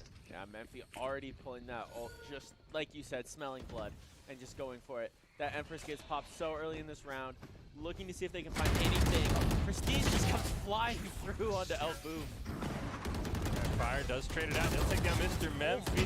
Another trade. Finally, Sulix gets one to put it in a 4v3, but there's another one for Boofy. And here it is. It's Pax with an op versus Snazzy and Prestige. See if he can get it done. There's that wall going out, so they kind of have an idea. The shot jar is going to bait them off, and he picks up the Phantom instead of the op. I like this play from Pax. Dodges another shock dart. There's a recon drone that he's going to have to make sure he dodges with the great jet smoke. Oh, we can maybe catch Snazzy in the drone. One enemy play. Oh, Prestige, I think, saw him when he took out Snazzy and just predicted that jet dash perfectly. I mean, that was huge IQ from Pax to just, you know, dodge it with the smoke, like you said. After he baited the 2 shock darts out, throw the smoke down, fly through, and find the Sova. But it just, like you said, I think that there was just a little bit of LOS there from Prestige. Another look at it here. I think Prestige is going to see him right there. Yep. And then he immediately predicts the dash. Fantastic play from Prestige. It just shows Prestige's. I mean, once again, more leadership from this team like we talked about. Prestige, we've interviewed them before in Esports Tower, and they really are just a really intelligent Valorant player, and it shows with the way that they run that Sage. This is the round as well. We talked about you can't lose that last round. DTX, he can get a huge one here, and he does onto Mr. Memphis. That is perfect. Unfortunately, does get shot in the back trying to run away. Yeah, CC did well to get those trades. That's what you have to be able to do in Valorant. Trades are so important in this game. And CC blocking off DTX getting away after that overheal came off was so critical. And Prestige getting that res off on Memphis as well. That's brutal for Firestorm. Right, Fire's got a couple smokes down, baits the defuse. Unfortunately, CC was ready for it. Pax does get one, but CC with his own triple kill. It's all up to El Boof and his 20 HP. Yeah, 20 health on a shorty is not the best way to do it. I love the play. I thought they were going to one-tap Memphis, though, real quick in the head. Memphis down to 17 HP, not able to get it done, and now it's match point for the landslides. And this second half has just proven why they are the cream of the crop in this Esports Tower, why they've been to, I think, the last 3 box fight championships for the Esports Tower, because it was 6-6 at the half, and now it's 12-7. Yeah, I think the phrase that you used was perfect. They smelt blood, and they really did just go. And you can see it in the way that they're aggressive and they're playing. They're just starting to get crazy with it. And I love to see that out of this team, because that's what they can do. When they find that 5th, 6th gear, it's scary. It really is. I mean, this scoreline, if the landslide win here, is not indicative of how close this game has actually been. As Sulix, he's been so aggressive, just jumping over walls on this Viper. Finally going to at least slow down a little bit with that recon bolt. Going to hear the ult come out. El Boof, Mr. Memphis, both going to get the kill there. Yeah, CC's going to go down on that ult. That's big. Pax with another one on the Snazzy as well. That Bulldog coming through big. And cool, guys, so there you go. It's down to a 4v2. Okay, looking to get some help there. Prestige and Mr. Memphis there. Those are the last 2 you want alive. As I say it, though, Mr. Memphis gets taken out. Oh, great shots for Prestige. Unfortunately, Cool Guy Fire just takes him out. Yeah, when Prestige repeat that corner, just for a second I thought, okay, now wait a minute here. Wait a minute here. He's going to get this to a 2v1, and he's going to be full HP, but Cool Guy Fire lands those shots perfectly. The Firestorms, I mean, you never want to see match point flash in front of you every single round, but getting that win there is absolutely huge, and they do have that ult on line for their Sage. Maybe they can get a revive if they do get someone picked off early. I think what might be really critical here is using that Omen TP as well. Being able to get around this map, trying to get someone in, whether it be on a flank or a quick wrap, however you want to do this, but I think that being able to use that mobility ult is going to be critical here from the side of Firestorms if they want to keep this game alive. We've also seen some great Hunter's Furies. Both of those are up for the Sova players. Maybe somebody gets an insane Hunter's Fury to make this a 5v4. Bofi's got to be careful, and he gets picked off by Snazzy. Tell you what, though, Bofi got a ton of information. Losing that res is bad, but they got so much information knowing this is going to be that B push, and it gives Firestorm time to push over and get that Hunter's Fury off. Boof's going to take down Snazzy with that Hunter's Fury, but Mr. Memphis and CC combined for kills each. There, DTX with a great pick. He's going to get that overhealing, unfortunately. Ran right into Sulix. Prestige is going to get one as well. And The Landslides come out on top in game one. Well, if you want to be seen by expert college recruiters, talk directly to esports industry insiders like pro athletes, team general managers, and game producers, then join the club. Esports Tower players get insider access to industry insights with our featured rumbles. Recruiters taking notice as well. It's a great way to score exposure if you're looking to start your path to pro or land a collegiate scholarship, which there's been a ton of those, and I think there might be some more. I've heard some rumors I don't want to get into too much, but I've heard some things might be good things happen in the Esports Tower as well. But I think the thing we got to talk about right now is that was a fantastic game from the Firestorms. 13-8, not indicative of how close that was. That one defuse, the first point of round two, absolutely turned the tide. The Landslide said, all right, you know what? We're just going to take this maybe miracle win, and we're going to run with it. Yeah, they looked really, really sharp in that second half. And that's indicative of a team being ready to just go out and take care of business when you've got that mental fortitude to be able to say, okay, maybe that first half wasn't what we wanted. We take one moment, one small moment, and just turn that into a dominant second half. Yeah, I think the Firestorms get that, I don't think they'd win, but I think we might have been in overtime. We still are probably going. But we're going to take a short break and come back with Game 2 of our grand finals. Will the Landslides be champions once again, or can the Firestorms, who were fantastic in that first game, force us to a Game 3? Don't go anywhere. We've got a ton of great Valorant coming up after this break.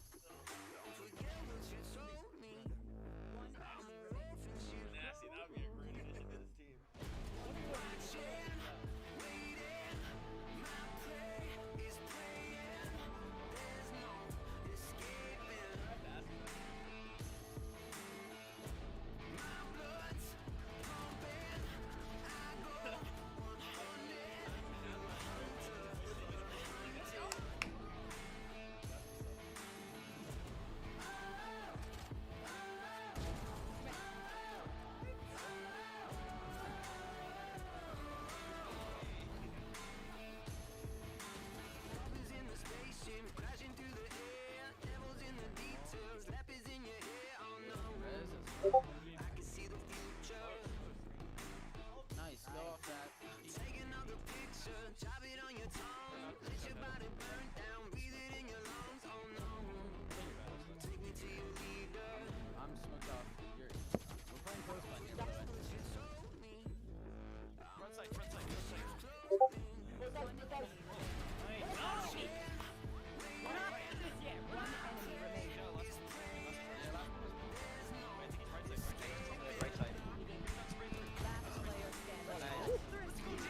One enemy remaining. I headshot him. 145.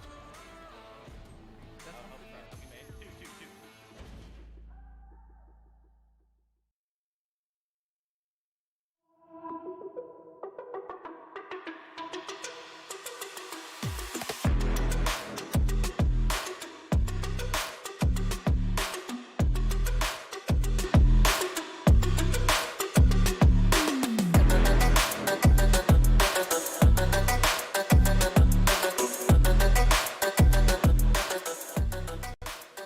Welcome back into this broadcast of the Esports Tower Rumble in Valorant, broadcasting live from the Boise State Game Pants Esports Arena. We talk about it all the time. The winner of this event goes to the Box Fight Championship. And in our last break, that was some highlights from the Landslides in their most recent BFC event, ended up being taken down by Team Shanks 13-4, excuse me. But I've been told they haven't been able to get some rounds off these pro players, and we just saw why. Riley and Fish calling all the action. Nobody's been able to stop the Landslides. I've been in the boat saying the gap is getting smaller and smaller, but we find ourselves in a familiar spot. It's the Landslides, and they're one game away from another title. It's not surprising to see the landslides here. What is surprising, I don't even know if I call it surprising, is just how close and how hard they had to work for that win. Because the Firestorms looked really good. I don't know. Do we know what this next map is coming up? I believe this next map is going to be Ascent. Okay. So this is going to be one of the first times that we've seen landslides not on Icebox. Yep.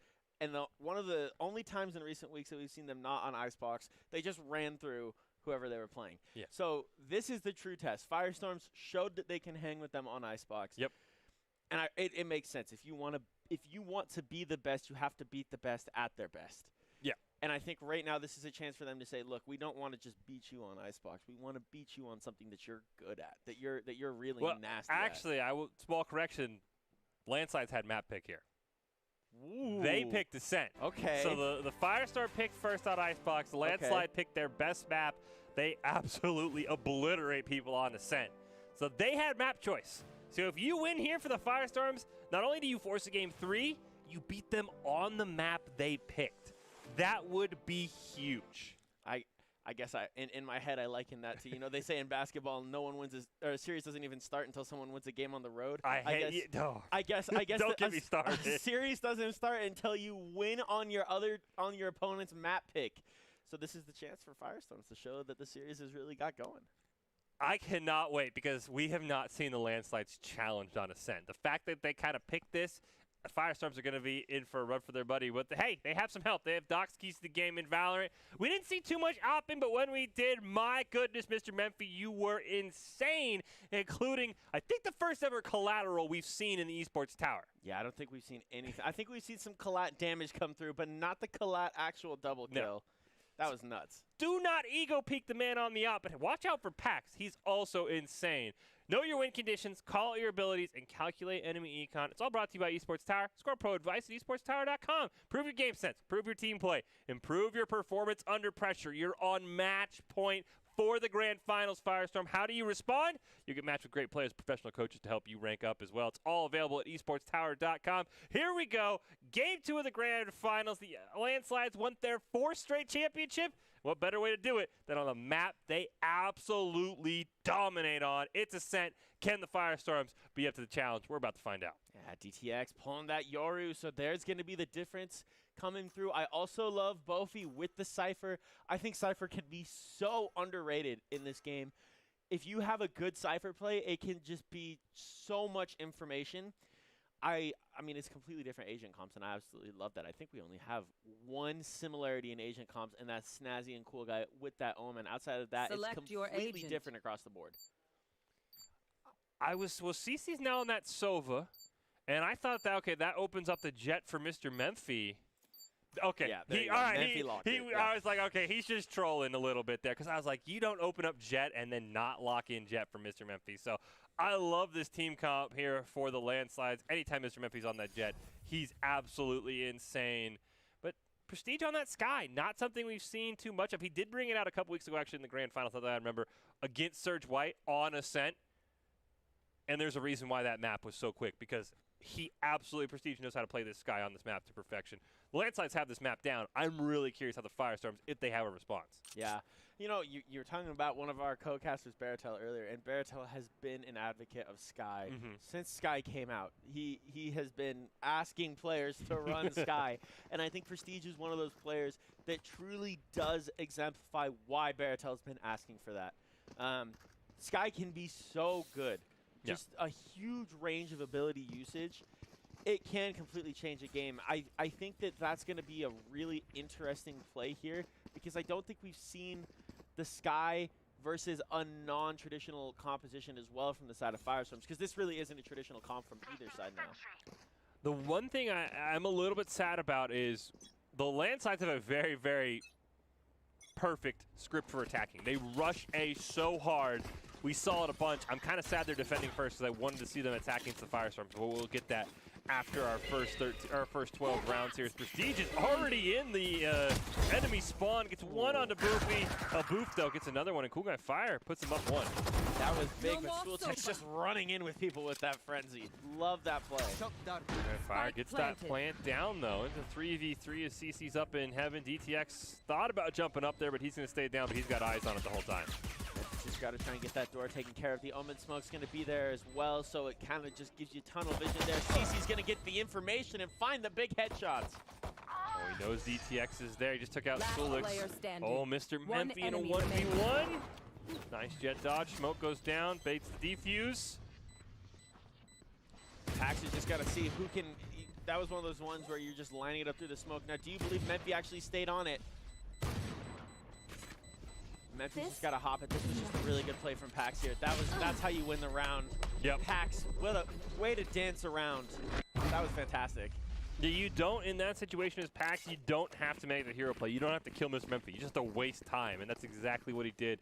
Fantastic play from Pax, who, if the Firestorm are going to win on this map, we talked about it a ton on Icebox, but Pax is going to have probably a 20 or a 30 piece at least to be able to pull this one off. And he just played this so well. It's not a kill, but he just stalls out for time. Yeah, I think he actually, in the end, did find Memphi as well. I could be wrong, but I thought in the end there, yeah, he did. When Memphi went for that defuse, I believe he just used that Sheriff to kind of take care of business, and that was a good play for Pax overall. Now with that pistol round, don't think the landslides are going to be too worried about trying to get one back, so this puts them in a great spot here for the Firestorm to make this a 2-0 lead right off the bat on probably the landslide's best map. And look at the spread here from the side of Firestorms, right? You've got one mid, 1B, and 2A. Looks like actually 2 mid, and now he's about to rotate back to A. As he just ran right into Bofi and took care of business. Down mid. Kill the spike carrier as well. That's going to make it even harder. Elboof does get one back. Mr. Memphi toss the gun over to Prestige. They're going to combine to take out Elboof. That's Last 2v2. player standing. DTX and Pax, though. Huge combos there. Last player standing. Memphi, though. Good trade, though. Pax with that win, and Firestorm's looking really strong right now. They have put a lot of work. Actually, been reminded that on that tiebreaker game, it was on Ascent. So you can tell the Firestorms probably said, okay, if we get to the grand finals, if we get to game 2, they're going to pick Ascent. And I think they put a lot of work into this map, clearly, between last week and this week, because they are ready to go. Yeah, they look really good. This is the best we've ever seen anyone play Instant Insights to start this Ascent map here. And so I'll be interested to see if they continue to do that. I still think that this Yoru pick might be the key here. I think at some point DTX is going to have a situation where it's make or break with those Yoru abilities, and be interested to see how it ends up working out. But Pax still running that Sheriff. Pax must be saving up for an early op. Prestige going to pick up a double kill. Mr. Memphi gets one more. Mid. This is the aggressive Last we see from the landslides every week. Oh. They are in the enemy spawn, and they pull off a flawless right after losing the first 2 rounds. Well, if you had to get that Cypher cage down just to have any hope of trying to find one exit elim. But unfortunately for them, no cigar, because landslides just took care of business, flew at people, and found that round win that they needed. You don't want 3-0, 4-0. That's when Econ starts to get a little shaky. That was a good win for landslides. Pax does have the knives already ready to go, actually beating Mr. Memphi to it. And after he just got taken out, I would fully expect knives out here for the Firestorms on Pax. Yeah, I would imagine Pax is looking to try and save up for that off. You see the Hawk's going to come out there for Prestige, try and get a stun there. Ooh, Bofi with the chow on the Prestige, though. Barely stays alive. No Sage this game for this side, so no healing after you ego peek there. Bofi at 30 HP, and are kind of all just getting held down. We do see, it looks like Pax going for either a flank or a rotate over to B. He's just hanging out in that mid right now. And you called it. Knives are out for Pax as well. Looking to see if they can find anything with that, waiting to try and bait out this B rotation. And I think they might get this right eventually. I would imagine that they try and bring this back over to B and hope to get landslides caught out early. I think they might here. It looks like they're getting that push early. Nobody has sight lines on to B main yet. You can see Mr. Memphi's hanging out there, but he's looking more towards the mid. Oh, he's going to see Pax. Knife's actually going to hit the wall, but at least he knows he's there now. Yeah, and getting away from Memphi there, that's a scary moment when you peek and Memphi's looking right down the barrel of a Vandal at you. That's scary. And obviously Memphi was trying to bait out Pax going up top. Left. This is just a slow move here, and there it is, Memphi. What a chow. Knew he had the knives, challenge him anyway. The rest of Firestorm stuck on A, though. Boof's going to get one. We see Boofy down there with a great bullet penetration kill onto CC. And this is a great spot to be if you're the Firestorms in a 4v2. And not seen there very well, but Bofi got a camera up top there as they were pushing into hell. Gave them a little bit of extra info there, so they're just kind of staying alive down low until Memphis takes care of business. That ult's going to come out there from DTX. He's going to try and get a flank there onto Mr. Memphi while he's defusing. Oh, almost did it, but I don't think he stalled out enough time, unfortunately. I believe that getting Memphi got it halfway and then was able to just hop right back on it after DTX kind of ran through and used that ult to bait it out. And that was, I mean, we talk about Mr. Memphi all the time, and for good reason like that, right? He's on B, gets a pick onto Pax. I don't know if maybe that was a bait by Pax, and maybe try and get a knife kill onto somebody on B and force a rotation over, and then Mr. Memphi rotates over to A in a 2v4 and picks up, I think, 3 of the 4 kills. Yeah, Memphi played that about as well as you could have, because if you would have actually taken that bait and stayed there and fought Pax for as long as Pax won, and Memphi was just able to sit there and read it, find Pax early on in that fight. If Memphi would have let that go for long enough, I think Firestorms would have opened those gunfights up and taken care of business over A, but yeah, Memphi was just good there. It's a headshot from Prestige to start things out on that alt orb as Pax gets caught. Memphi does have the knives, but he's going to hold on to him because he is incredibly talented with that Vandal. No reason to change that as CC gets a kill as well, and the Landslide's looking to maybe take control here. Memphi's going to get blinded by Prestige's hawk there, unfortunately. Prestige Spike down using B. those abilities as well. Make sure nobody's hiding behind that box there. It's all down to DTX. And he gets taken out. Prestige and Mr. Memphi, I think, in 4 or 5 of those round kills, and the Landslides. It's still close, but they're looking like the dominant team. I think that's their second flawless in 5 rounds. Yeah, they're looking really good right now. And if you're Firestorms, you've got to find a way to kind of turn this around. I don't know if that's going to be more ability usage or just some different strats, but and it also could just be as well. I mean, Landslides are defending, and we know this is a map where defense is going to have that advantage. So I think if you're Firestorms, just kind of hang on as long as you can and keep it close. You know, going into half, even if you're down a couple of rounds, I think you'll have that advantage going onto that defensive side. Max trying to sneak through B main. He's caught out by the recon. Has to be careful as the Sova's just going for the wall bang. Pax has got the idea that that alarm bot's there. Just can they actually find it? That was nasty.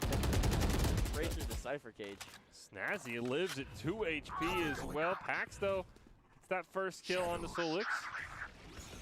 One enemy and remaining. There's Mr. Memphi. Yeah, that sounds about right. Just the immediate double kill. Now it's down. It looks like Pax is going to get sandwiched here between CC and Mr. Memphi, and the question is going to become who's going to peek him first. I think if you're Pax, just sit there in that corner, just wait for someone to push you. You got that advantage, and you know Memphi's going to get aggressive. Looks like I was the stronger one. Unfortunately, Memphi's just so good that it doesn't matter. I do think the recon dart came down, so shout out to CC, because I do think that allowed Mr. Memphi to know where to aim. But yeah, we talk about him all the time with the op, but you said it earlier and you nailed it. It doesn't matter what gun he has in his hands. He's just going to click on your head because he is so skilled. I think we talked to him. He said he spent a ton of time in the aim labs getting incredibly talented with the op, and it's shown with the Vandal as well.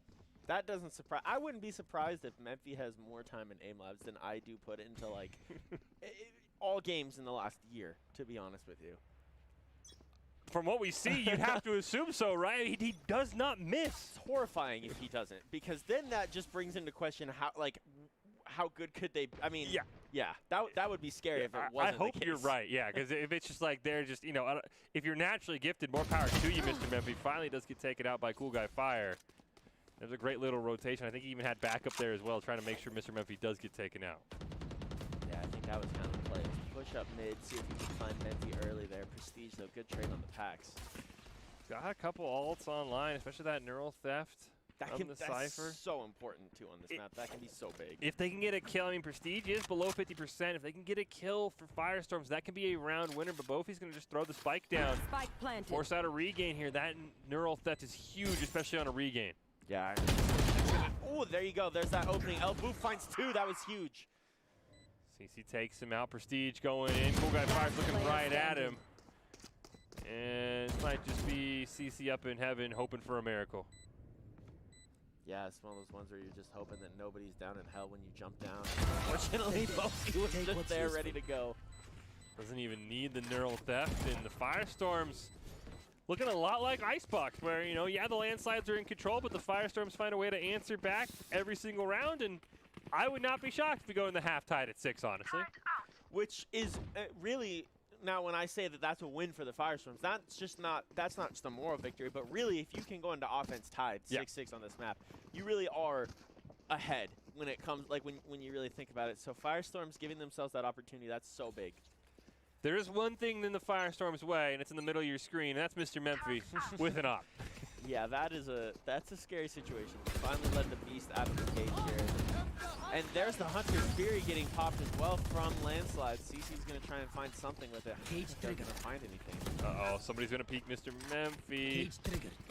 Sova's right over there, and he's dead. Yeah, that's right. Memphis with the op, what do you know? I feel so bad being able to watch the map, and I see somebody rotating Mr. Memphis' sightlines. I'm like, you don't want to do that. This is a mistake. This is a mistake. Rethink what you're doing right now. I know exactly. There's the neural theft coming out. I like that because the landslides are kind of confused. You can see they got a couple on B. Mr. Memphis and the Omen rotated over towards A. Now it looks like there's going to be an A push here from the Firestorms. Firestorms do a great job of using their aggressiveness against them. DTX did.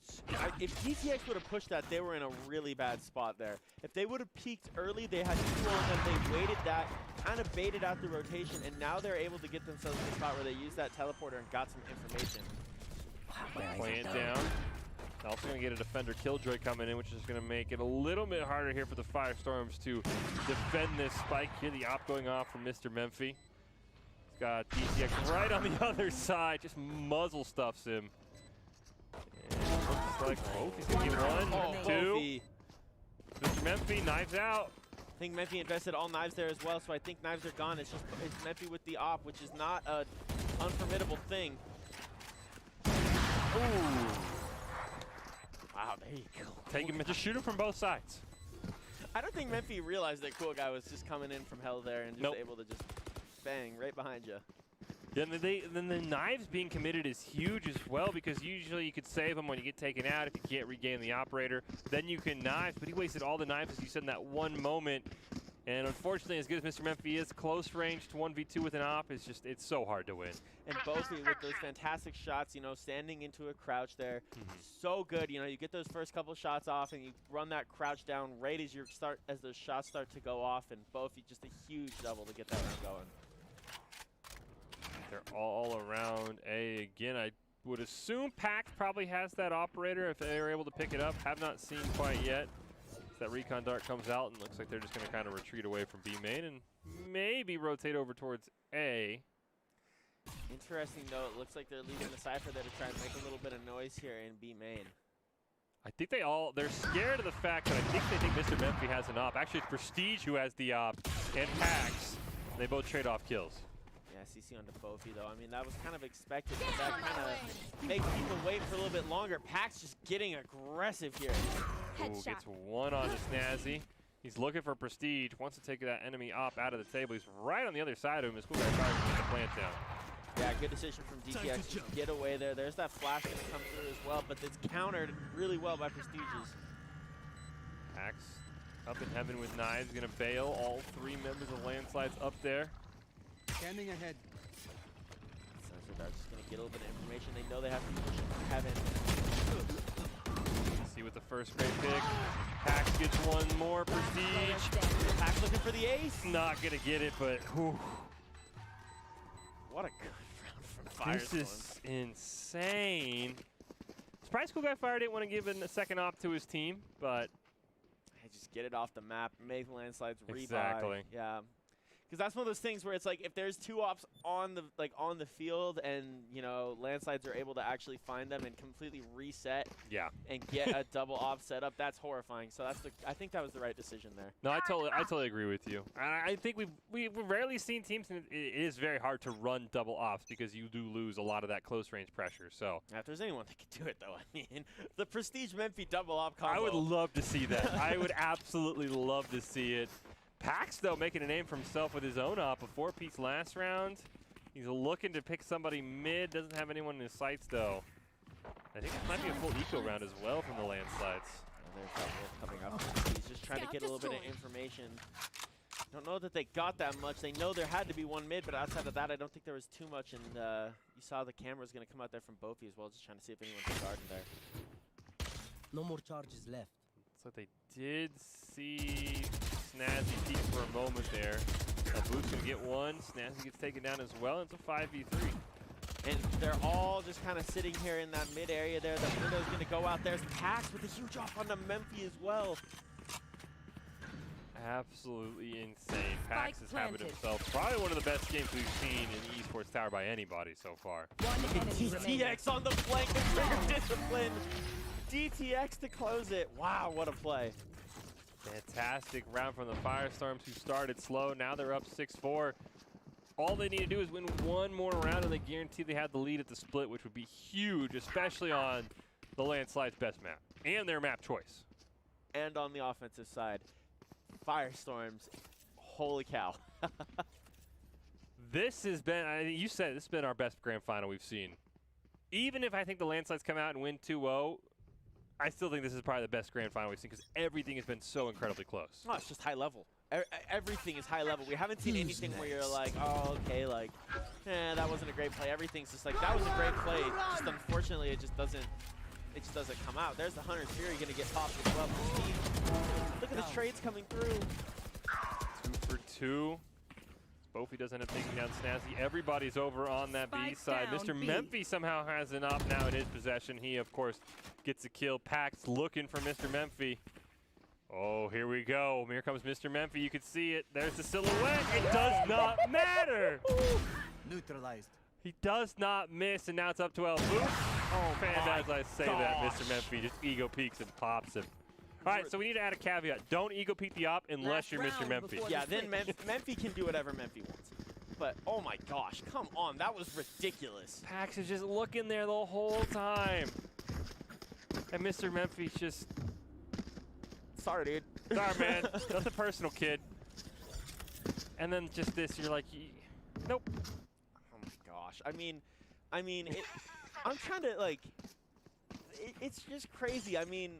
There's no words. No, There's no words to describe how talented Mr. Memphi is with that op. I mean, it's simp in Call of Duty, you know. That's the only really good sniper competition I can think of that's just as good as Memphi is right now with it, because he just doesn't miss again. Memphi onto Pax. Pax knew he was there. And that goes back to our first Doc's keys. You cannot ego peek the op there. Everybody's done it. If Memphi would have just like hit like a 180, just like, oh, just shoot back in the mid, I would have been like, Last player standing. That's nuts. Meanwhile, the rest of his team picks up, I think, 2 for CC, 1 for Snazzy. It's down to Boof. First the world. Is he going to just try and go in? Prestige might peek him. He might. Nope. Yeah, Prestige is going to peek him, but it doesn't matter. No, it's like he's got the angle, but Prestige does not matter. Switching sides. And now we switch sides, and guess what? It's 6-6. Man, this is crazy. This is so good. I love this. This is fantastic play from both sides. Now if you're Firestorms, can you take advantage of the defensive nature of how good it can be? You know, getting that defense second side can be all that you need. You won, you got through the tough stuff on the attacking side. Now you should have the advantage. I mean, it makes sense that this would define, are you good enough to win on defense? And this is what I wanted to see, because 2 weeks ago against Surge White, this is exactly what the Landslides did. They just bum rushed A, usually behind Prestige with his flashes and the dog, and just absolutely ran through whoever was on defense. And they're setting up for an A push once again, and I'm curious if the Firestorms are ready for us, because they absolutely destroyed Surge White with this strategy. It's a 2-3 split here from the side of Firestorms. 3 on B. We got a tactical pause? It does look like we might have a tactical pause out. That's a little bit disappointing. Yeah, Prestige or Landslide's just like, wait, can we go? Can we go? Like, I'm ready to roll. Now, it might be on their side, because I haven't seen Sova move. Well, if our system's to be believed, it does actually say Pax and Cool Guy Fire were the 2 to disconnect. So hopefully they're able to come back here, because you never want to have a game decided on a disconnect. That would be incredibly unfortunate. But yeah, I'm totally impressed with how the Firestorm have played. Yeah. Oh, look, we're back in it. Okay, we're back good, in. Good. Yeah. Here's this B push, or A push, excuse me. All of them there. That's actually. I'm confused as to why Firestorms weren't ready for that. Oh, well, maybe they were. My bad. My bad. Oh my gosh. How dare you doubt them, Riley? And now TTX is on the flank as well with everybody as well. They're rotating right back through. Oh my goodness. Still gonna get the plant down though. Perfect. CC's just kind of sitting there, and Hell just able to find Cool Guy Fire as they jump down. It's into this 3v2. El Boof with a huge trade though. Boof's up in heaven, 2 in hell, and you got DTX coming through the door in a 2v2. This is Last where player standing. there's, oh my goodness, El Boof. One enemy remaining. Oh, he got him to 6 CC HP. versus El Boof. You saw the info there. El Boof is dancing. Oh! Don't He worry. did it! You're with me. What a play from CC. 6 HP, and he danced around it perfectly. I mean, that was just a read and a half there. Read and a half from CC, just waiting for someone to push. That was fantastic from CC. And you know El Boof is kicking himself that he's trying for that bullet pen. 6 HP, one more shot would have taken him out. Honestly, just a fantastic play. And the wide peak in the end from El Boof, unfortunately, was what did you in. I mean, you know, it had just been shoulder, and then it was just a full commit peak, and that's what did you in there in the very end. We didn't get to see it. I don't know if El Boof actually was able to reload from that wall bang, which might have been why he was relying on his utility. I think that might have been something. Would have loved to have seen El Boof's angle. We see right away Mr. Memphi with a pick on a Pax. They're not going to, you know, doubt it. Here they are, all a day once again. Interesting that it's a little bit more of a commit from Firestorms here. Obviously down to a 5v3, as you saw one player actually got through the doors before they closed. One enemy Oh remaining. my goodness, this is clinical. I told you, last time against Surge White, this was every round attacking. See, I think that was the week that I missed as well. Yes, oh, it was. Man. We did not get to see the absolute perfection that is landslides, attacking on ascent, pushing A. You know what? I was getting married that week, so I guess I kind of have an like excuse. a small but excuse. Like, We'll give it to you. part of me is like, I kind of wish I could have seen how good Landslide was on Ascent that week. I think my wife would disagree, but I kind of want to see it now. I'm going to have to go and rewatch that VOD. Well, you might get to see it here because they don't have any plans of changing, and the Firestorm still, I mean, it's sort of a 2-1-2 at this point, but when do you just put all 5 people at A? Well, they did last round, and it didn't work as well, so maybe this is the defense that we needed. Oh, see, that's tough, though, because you put that Cypher cage down, there's only one place you could be that's in any sort of attacking position, and that was a great read there. Here comes the rest of the team. Prestige is just going to slam that spike down. You got Mr. Memphi hanging out by that outside. Solik's already in hell, and they just set up so perfectly. At some point, you wonder who's going to kind of run a flank here and get in behind all the way through B side. El Boof's got that Odin up top, trying to find anything in hell, and the Storm Grenade's going to push them back. Pax trying to bust down that door. He does not know Mr. Memphi is right on the other side. That's so unfortunate. CC's going to get one more, and Mr. Memphi's just going to probably run up into heaven and get the last kill, and that is a back-to-back flawless for the landslides, and I think we can see now why they picked the set. And this is horrifying now, not just because it's a back-to-back flawless, but the eco is not what you want. No. At all. I mean, normally in these pistols, I mean, you see trades. I have a hard time saying pistol. I guess it's not pistols now. We're into the third round. You're able to full invest. You're 3 rounds down now, coming out of half. The econ is going to be a little scary here for Firestorms. Yeah, and I mean, it's just every round. I mean, I know how dumb putting 5 people on defense would look, because if they go B, you're already in a bad spot. But I don't think the Flanslides have any plan of changing. No, but here we go. Here's a mid push here coming out of the side of Firestorms. This is what we needed. An early flank here. You see it's going to be a 4 backside, and it's just one player. It's just Pax going to be on the flank. You see here, Snazzy looking for something. They haven't put the spike down. The slowest they've got it down, but here's Prestige ready to throw it down, and El Boof with the Marshall getting a pick on Mr. Memphi. Okay, very nice. And like I said, Pax has still got that backside presence here. Oh, I thought El Boof was about to hit a flick and a half there for a second. Just Pax with the Sheriff and CC with the reads. How do you stop this? Oh my goodness.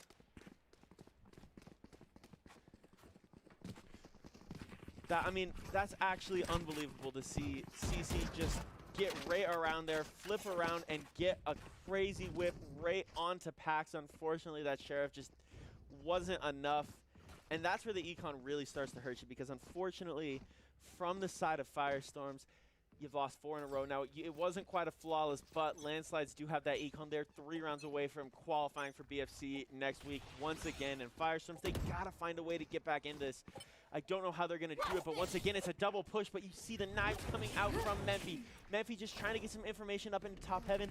Nothing from him, unfortunately. The Vandal's going to come back out. Knives are still an option for Memphi, as you see there popped. A double flanks coming through from the side of Firestorms, though. But the problem is, Landslides are going to be on the wrap as well. Everyone's going to be trying to rotate over. It's going to be a huge gunfight in mid here. It's going to be a question of who gets aggressive first. And it's just sitting here with Sova back in this B main area here, waiting to see if anyone pushes through. Memphi's in mid. There's Cool Guy Fire taking down Memphi. That's the start they needed. Both these cameras going to go out, and that actually hurts. That's a 15-second delay. Pax takes down Suicide as well. CC's going to go down for Pax as well. Pax is going large, but the double trade comes through. Snazzy and Prestige. Now, okay, you see the spike is going to go down. It was a fake wrap. There's the Hawk going to come out as well. It's a 3v2. Firestorm's just trying to hang on, but the spike is down from the side of Landslides. Landslides do have that Omen TP as well. Snazzy's going to bait the TP back into Spike's side. Prestige is just watching from the back, seeing if anyone wants to push in. Right now, Firestorm's got to find a way to break into this site. Someone's got to go quickly. They don't have a ton of utility. Right now, it's going to have to be on some sort of a smoke from the Omen. But Elboof with the big opening finds the break. There's the recon guard going to go out as well. Both finds one as well, and that's going to win the round for Firestorms, and that might be the break they needed to figure out how to win this A side. Not as aggressive to start. What a round from Firestorms. I love that flank from Elboof, too, and I think that, you said it, somebody had to make a play. Prestige just could not watch all the angles, and now I think you're right. Does this maybe make the moment where the Landslides maybe go, hey, let's try B out? I'll be very curious to see how they set up. You can kind of see as we watch this replay here. They're flirting with that B side now. Nope, they're all back at to A. And I'm really curious how stubborn the Landslides are going to be. Are they going to say, all right, that was a fluke? Or are they going to say, you know, maybe you figured it out. It looks like for now they're going to call their own bluff. They're going to say, hey, we don't believe that you can do that one more time. Well, and I think what really hurt Landslides there was they committed to A, and then they looked like they started to decommit to go back to B, and when that little hesitation gave Firestorms the chance they needed. You hear there's going to be a double ult pop from Firestorms, it looks like, as well. Knives and that Yoru ult's going to go out.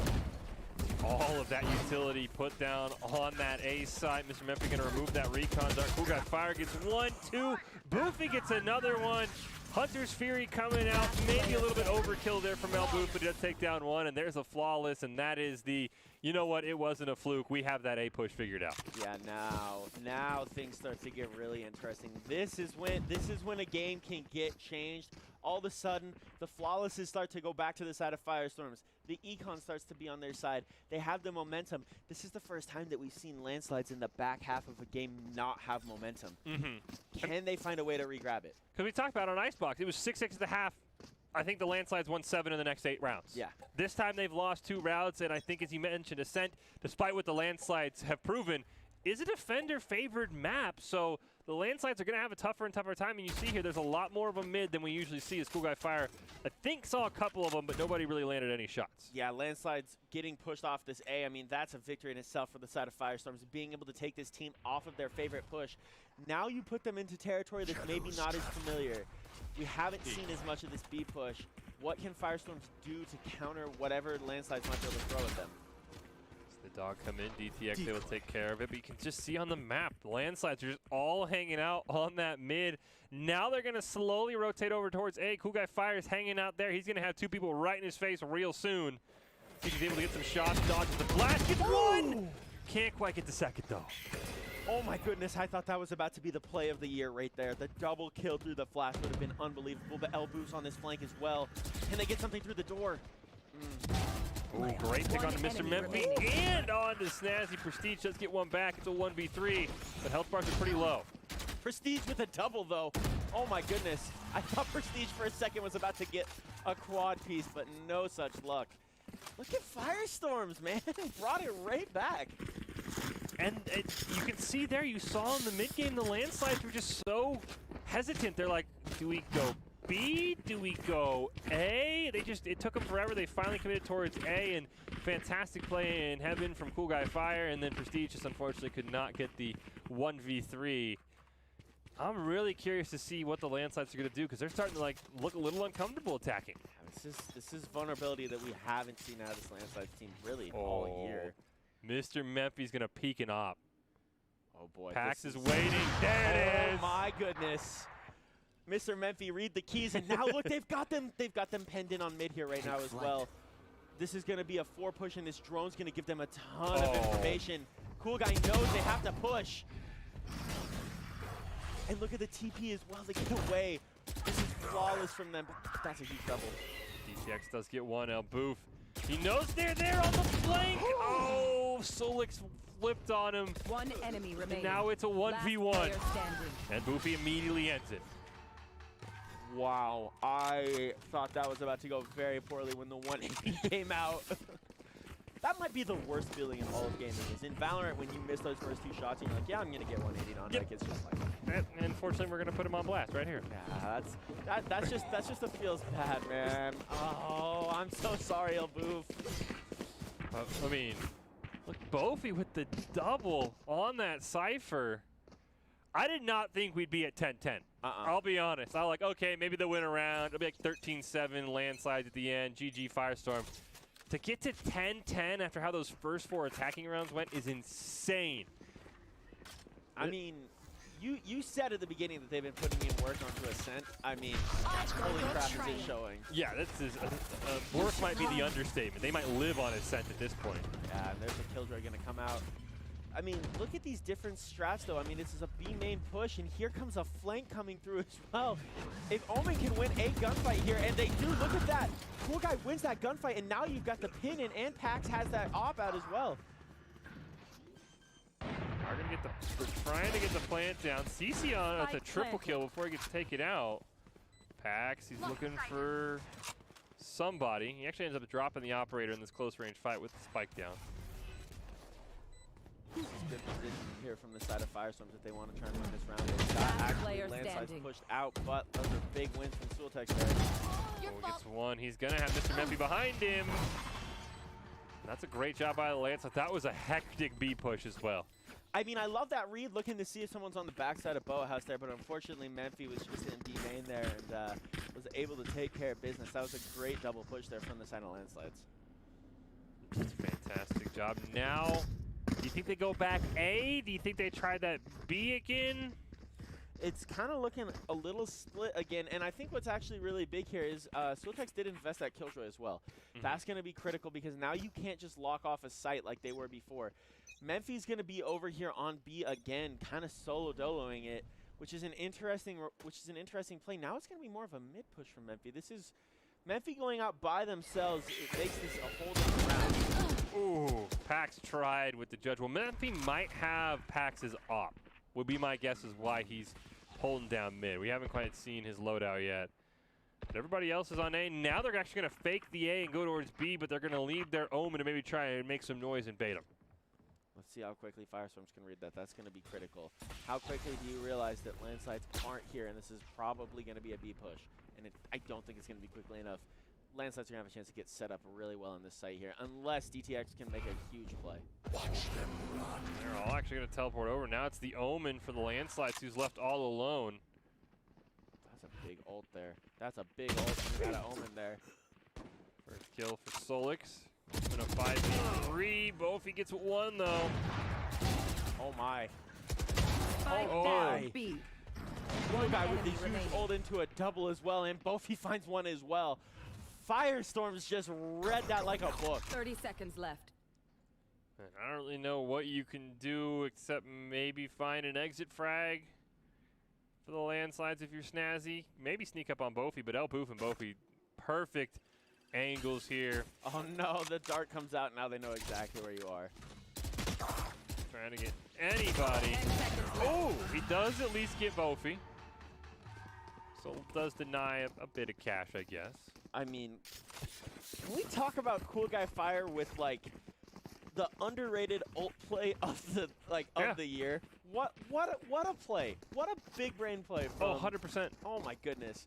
Right into backside there, and just a huge double. I mean that might have saved the game here, because you go 12-10 for landslides, 1 away.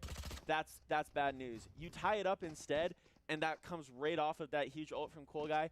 Massive ult. And you can see here that the landslides are going to try their A push.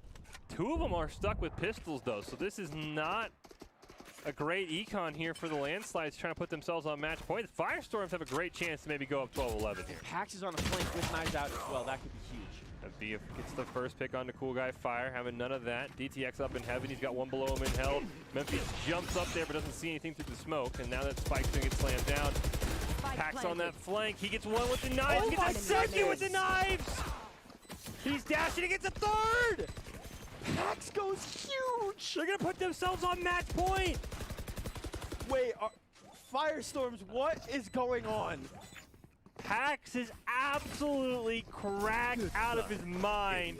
You called the flank, Riley, and he executed it to perfection. Oh my goodness, Pax with the knives flank, and Fish, if I would have told you before this started that Firestorms were on match point on Ascent on landslides, would you have believed me? No. I've been like, what was it? Were these 2 different teams? Like, you know, like I said, 12-7. That's what I expected. It was like 12-7, 13-7 after how these first 4 rounds went.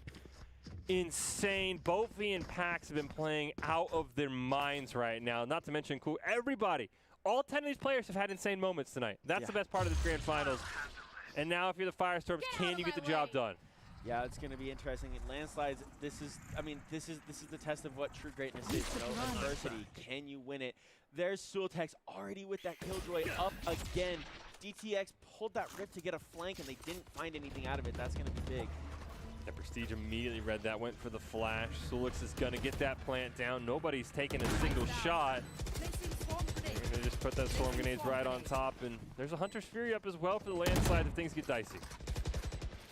Yeah, and let's see if that Neural Theft can come in big for Firestorms. Once again, we already saw it come out big to win a round early. Can they find a pick and get it? And it looks like Memphi had knives and he goes down. Huge pick from Pax. There's those swarm grenades. They need a flank. Pax gets 1 more onto Prestige. Neural Theft came out as well. Oh, there's the Hunter's Fury. Snatch, he gets 2. 1 enemy remaining. Last player standing. This Baits the defuse. I don't know if they have enough time. No, they tried. Oh my goodness. Going to overtime, and it could not have been closer. This is nuts. This is nuts, and Memphi Op coming out. What did we expect? Nothing less. He's defending now with the landslides. That A push, it worked. I mean, that was a fantastic job by the landslides knowing, all right, we're up against it. We're going to go to our best strat, which is push A, and it was incredibly close. So I don't know what they'll do if they're attacking, but we could not have asked for a better grand final here tonight. I don't care who wins this. If we go to game 3 or if it's a 2-0 sweep for the landslides, this by far has set the bar for best grand final in any Rumble we've ever seen. Yeah, this is unbelievable. I'll tell you what, right now, if Artie's at home watching this, she's so mad that she's not casting this right now because this is so good. This is insane. This is, oh my, I was not ready for this when I came here today. I was like, oh, landslide will probably win, like the Firestorm will keep it close. No, I've been totally wrong in that one, and I'll be the first to admit it. Yeah, and here it's kind of that A push again, and they've got Memphi off site, which is going to be big. Memphi's just trying to get some sight lines through mid right now, but unfortunately no luck. If they decide to wrap this back to B, though, this could be huge. So if you're Firestorms, you've got to just ram this down A. And the moment you rotate towards B, you see it on your screen. And they're flirting with it, man. Mr. Oh, no. Memphi, you can see he's got the sight line right there. DTX, please. Don't do it. This is so tense right now because it's like this is the game right here. But what they don't know is there's a flank coming through. Memphi bailed. He doesn't know Pax is over there either. This actually is huge from Pax. Taking a couple shots. Not able to find him. Like, okay, wait, is Pax actually like in game right now? because PAX has moved. 30 seconds I left. would. Oh my. Spike down. He might not be. I think PAX might be DC'd right now. PAX has not moved, and there's been a lot going on. Oh, that is so unfortunate for the Firestorms. The question is, do we have the ability to reset? Because that's. Don't mess with me. 10 seconds left. Might be why the Firestorms played this so slow Last too. player standing. There had to have been a DC there. I mean, Yeah, I don't think PAX even took a shot. Switching sides. Match point. yeah. No, so there's the timeout. We'll see. Would love to see if we had a way to just, I know we can do it in the pro scene. I don't know if Esports Tower has that ability to get that reset. you could just like throw the round, right? That would kind of reset at 13-13. Yeah, but the problem is then that starts messing with econ and that True. starts messing with Yeah. points and stuff. So it's like, I don't know if they I have hope- the ability. I hope we have something because that would be a shame for this match to end like that. Looks like we've gotten through the pause. It looks like they're just going to give that point to landslides. That's brutal. If Firestorms end up losing this because of that, that's going to be, I mean, it's fair and that's how it goes. Yep. But that'd be heartbreaking. You never want to see a championship decided like that. So really hoping the Firestorm's able to win here and even this out. But the landslides are pushing A, but you're going to meet some resistance. Oh, PAX on a huge flank here. He gets taken out, unfortunately. That huge one. Oh my goodness. It kind of feels like that might have just taken the air out of Firestorm's balloons here. See if they're hopefully able to make something happen. They know exactly where Bofi is as well. He's getting a ton of shots. Memphis in a great spot. Solix going to take credit for the kill, and now it's down to a 5v3. Firestorm's got to find a way to get a couple big kills here, and it's going to start with DTX with this. So Memphis smoke actually is going to end up really good. Some shots came in, but it just didn't matter. Memphis still able to get away with their life. Oh, great pick from Elboof. Oh, he's got can find another. That would be huge. Spike planted. Prestige. He knows Prestige is over there. Line's going to come out. There's the rest of the team. DTX gets one. Cool Guy Fire. And unfortunately, Attackers win. the landslide will win. What a game, though. Oh man, it's so unfortunate that we had that untimely DC by PAX, but I think that just proves the Firestorm are right there. Who knows who wins if PAX is there? I mean, it kind of felt like the landslide maybe had the advantage because PAX didn't quite get a pick, but congratulations to the landslides, but almost you feel like the Firestorm are the bigger winner here because they took that to overtime on their best map. Well, if you want to be seen by expert college recruiters, talk directly to esports industry insiders like pro athletes, team general managers, and game producers, then join the club. Esports Tower players get insider access to industry insights. And with our featured rumbles, recruiters are taking notice as well. It's a great way to score exposure if you're looking to start your path to pro or land a collegiate scholarship. Huge congratulations to the landslide, Riley. Absolutely insane. And we talked about it being maybe a 3-team tier at the top. Apologies to Surge White. This feels like a two-team race now. Yeah, I mean, I'll tell you what, those two right now are on a whole. It's unbelievable. And seeing how close Firestorms got on Ascent and arguably played just as good. I mean, they did not arguably, they did play just as good of a game as Landslides. And yeah. You never like to see a match end in a DC, and sometimes that's just how stuff happens. Mm-hmm. And that's esports right now, you know. And I'm curious to see what happens, in these coming weeks now, because I think Firestorms that's gonna, pardon the pun, that's gonna light a fire. I mean, it has to. Oh, it has to. Right? 100%, because you have to say, you can't go out and say, well, we would have won, because again, it was 12-12. It wasn't like it was 13-12, and that kind of started the snowball. But you have to feel like you took them to overtime on their map choice, on their best map, which 2 weeks ago they absolutely obliterated Surge White on. I cannot wait. All I hope is that the bracket plays out the right way, because this should have been, or could have been, you could argue, 3 weeks in a row in the grand finals, because 2 weeks ago they ended up playing in a tiebreaker game because they're in the same group. So you honestly got to hope the bracket lanes out, because you would hate to see this be the semifinal, because both these teams are so talented. Yeah. No, both these teams deserve to be grand finals teams pretty much every week. I mean, unless Surge White can show us something, which, I mean, I don't want to sound like we're being disrespectful to Surge White here, because really Surge White have shown themselves to be able to compete with these teams. But right now, it's just a different level. It's Yeah. just a different level of Valorant. Yeah, you want to see somebody knock off the Firestorm and the Landslides to get to the grand finals. I think you're right, though. I think Surge White has the capabilities. I'm sure the Meteors learned a ton from our first semifinals game today against the Firestorm. But it is so incredible what these two teams have done. Speaking of these two teams, hopefully going to be joined by members of both teams, Cool Guy Fire, the Firestorms, and Prestige of the Landslides. Hopefully going to be joining us. There they are. How are you guys doing after that absolutely insane grand finals? I'm doing good. How about you? I feel great. I'm absolutely just pumped up. We'll start with you, Cool Guy Fire. We talked about it a ton on stream. Do you feel like there's a rivalry growing between the Landslides and the Firestorm? Oh yeah, for sure. We always scrim against each other for practice, and we're always like neck to neck with each other, and we always get to jump on each other, or we always make the comeback in some sense of way. So it's a very big rivalry that's growing. And Prestige, I mean, you guys have kind of been the top dog, so everybody's coming after you. I mean, what are your thoughts after how much of a match the Firestorms gave you guys, especially on Ascent? They gave us a good run. We had some messed up plays. I thought it was a great time in the end, but they gave us a run for our money. We're going to come back, hopefully even stronger than before. And the goal is to keep our streak running, but they're giving us a run for our money right now. Cool Guy Fire, I want to ask you, you guys got so close. What do you think it's going to take to beat the Landslides in one of these Rumbles? You're right there. What do you think the thing is that you guys need to do as the Firestorms to finally get that W?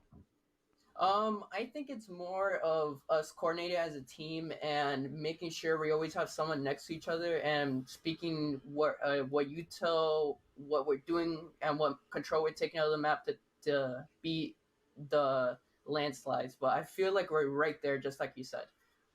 And Prestige, I mean, does this kind of light a fire under you guys? Because, I mean, 2 weeks ago, you guys kind of cruised to a championship. Does this kind of reawaken, like, hey, there's some teams in the Rumble that can compete with us. Are you guys going to be on the grind all next week so nobody catches you? Well, I think we definitely ought to start taking it, well, as serious as we can. We've been taking it pretty seriously so far. We definitely need to get back and practice more, make sure that we don't make any fumbles with our plays, and I think that we can give, well, this stream a good show. And then we'll get you guys out of here on this. We talked to your coach, Coach Easy, a few weeks ago. He coaches both your teams and Surge White, which are the 3 best teams, which speaks a ton to him. We'll start with you, Cool Guy Fire. Why do you think you guys have been so successful with Easy as your coach, and what has he helped you the most with? With Easy, I feel like he's really good with bringing the team together, telling us to always have each other's back, always communicate, to have us just always know what each other is doing. And I feel like he's just improved our team cooperation to another level, and he's helping us even more with future practices of map control and just taking it and holding it, and it just elevates our team to another level. And same question to you, Prestige. Why do you think all of Easy's teams have been so successful, and what has he done the most for the Landslides to keep you guys now 4 times champions in a row, which is absolutely wild? Well, I think that he just tells us how it is. When we do something wrong, he's got to let us know. We take it how it is, and we improve upon it based on what we learn. And so far, our synergy with our team's been well. Our cooperation's been great with Easy, and he helps us learn things that we probably would never have realized if we hadn't joined Esports Tower. Well, thank you both, Cool Guy Fire, Prestige, for joining us. Congratulations to you, Prestige, on another championship. Cool Guy Fire, I think you guys are right there, but that was a hell of a grand final. I know my co-caster and I are fired up. Thank you so much for you guys for joining us. Thank you. Yeah, thank you. 2 absolutely fantastic competitors, Riley. My goodness. I still am blown away by how insane that grand final was. I couldn't. There's no words. I'm like, coming in, we look like, okay, Firestorms end up taking down the Meteors. Fantastic game from all of them. They're playing the Landslides. Like, it'll be like 12-7, 13-8. No, 12-12 on Ascent. No, I just feel like I just played like the last match of a game battle right now. Like Yeah. I'm like, okay, let's go. I'm going home. I'm getting into some competitive games because that's just got me pumped. Like, that was so good. Yes. That was such high tier Valorant. I'm lucky to be able to hear and cast it. Holy cow. I love what the Esports Tower is doing. I have to say, man, everybody has to hate Coach Easy.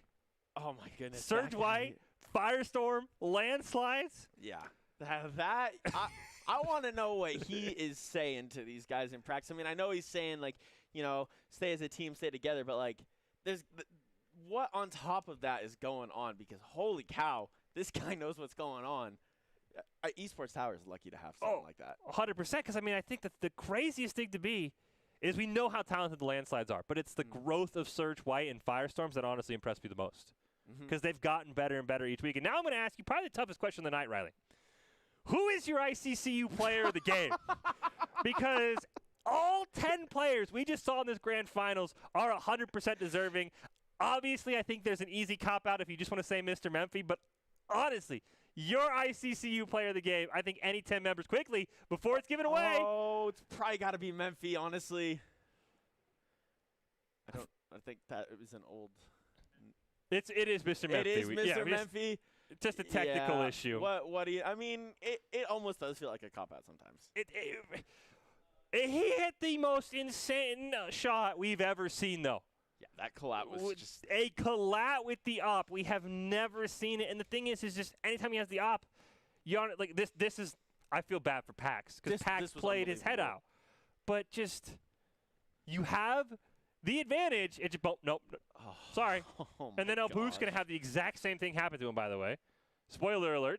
Yeah, exactly. It's like corner's peak, psych. Never mind. Memphi's just there. Memphi is it's like the cheat code in terms of player of the game. He feels like the cheat code in the Rumbles as well.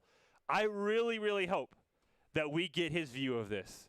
I'm going to do my best to see if I can find his view of that collab, because that is absolutely insane, and he deserves more credit. But again, congratulations, Mr. Memphi. You're the ICCU player of the game, brought to you by Idaho Central Credit Union. He's a great player, makes the team more successful, just like their members, helping their members achieve financial success. Anyone could have been player of the game tonight, though, from these two teams. Yeah, that was ridiculous. That was crazy.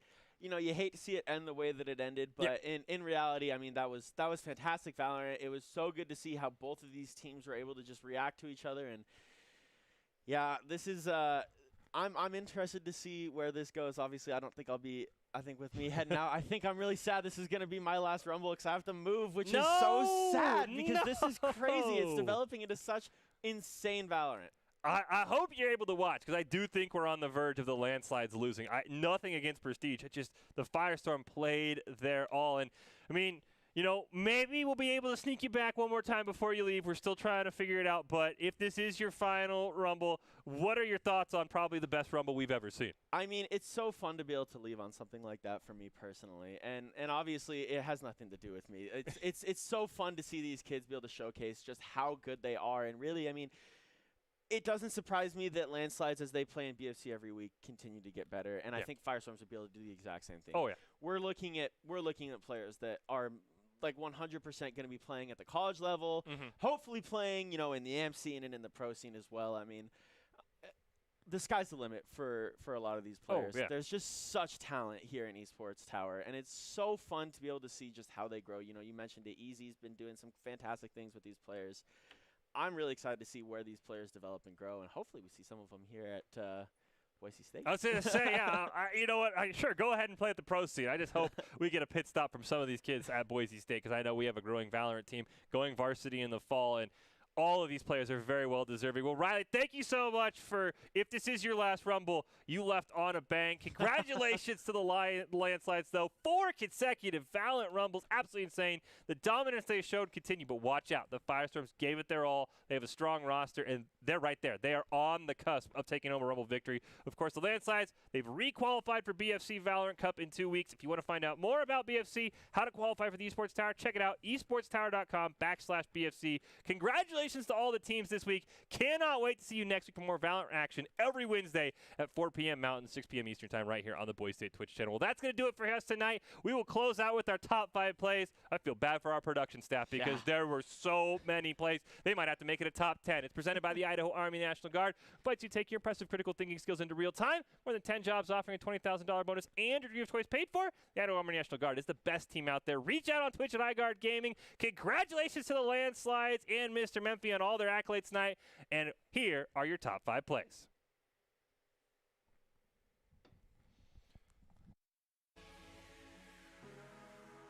It's the first pick on the cool guy Fire, having none of that. DTX up in heaven, he's got one below him in held. Memphis jumps up there but doesn't see anything through the smoke, and now that Spike's gonna get slammed down. Pax on that flank, he gets one with the knife, gets a second with the knives! He's dashing, he gets a third! Pax goes huge! Mr. Memphis somehow has an op now in his possession. He, of course, gets a kill. Pax looking for Mr. Memphis. Oh, here we go. Here comes Mr. Memphis. You can see it. There's the silhouette. It does not matter. Does not miss, and now it's up to El Boot. Oh, man, as I say that, Mr. Memphis, just easy to see Mr. Memphis hanging out in the back there, getting those offside lines. Can hear it go out. Didn't get an elimination. Kofi does pick up Snazzy, though. But Mr. Memphis oh my gosh! Mr. Memphis! New levels of off play. Are you serious right now? Then, looks like everybody's over on that A side. Great pick there from Elion to Pax. Perfect way to start, and he can heal himself up as well. Yeah, that's something you gotta find a way to find those first. But unfortunately, it's just all the kill feed turn green really quickly.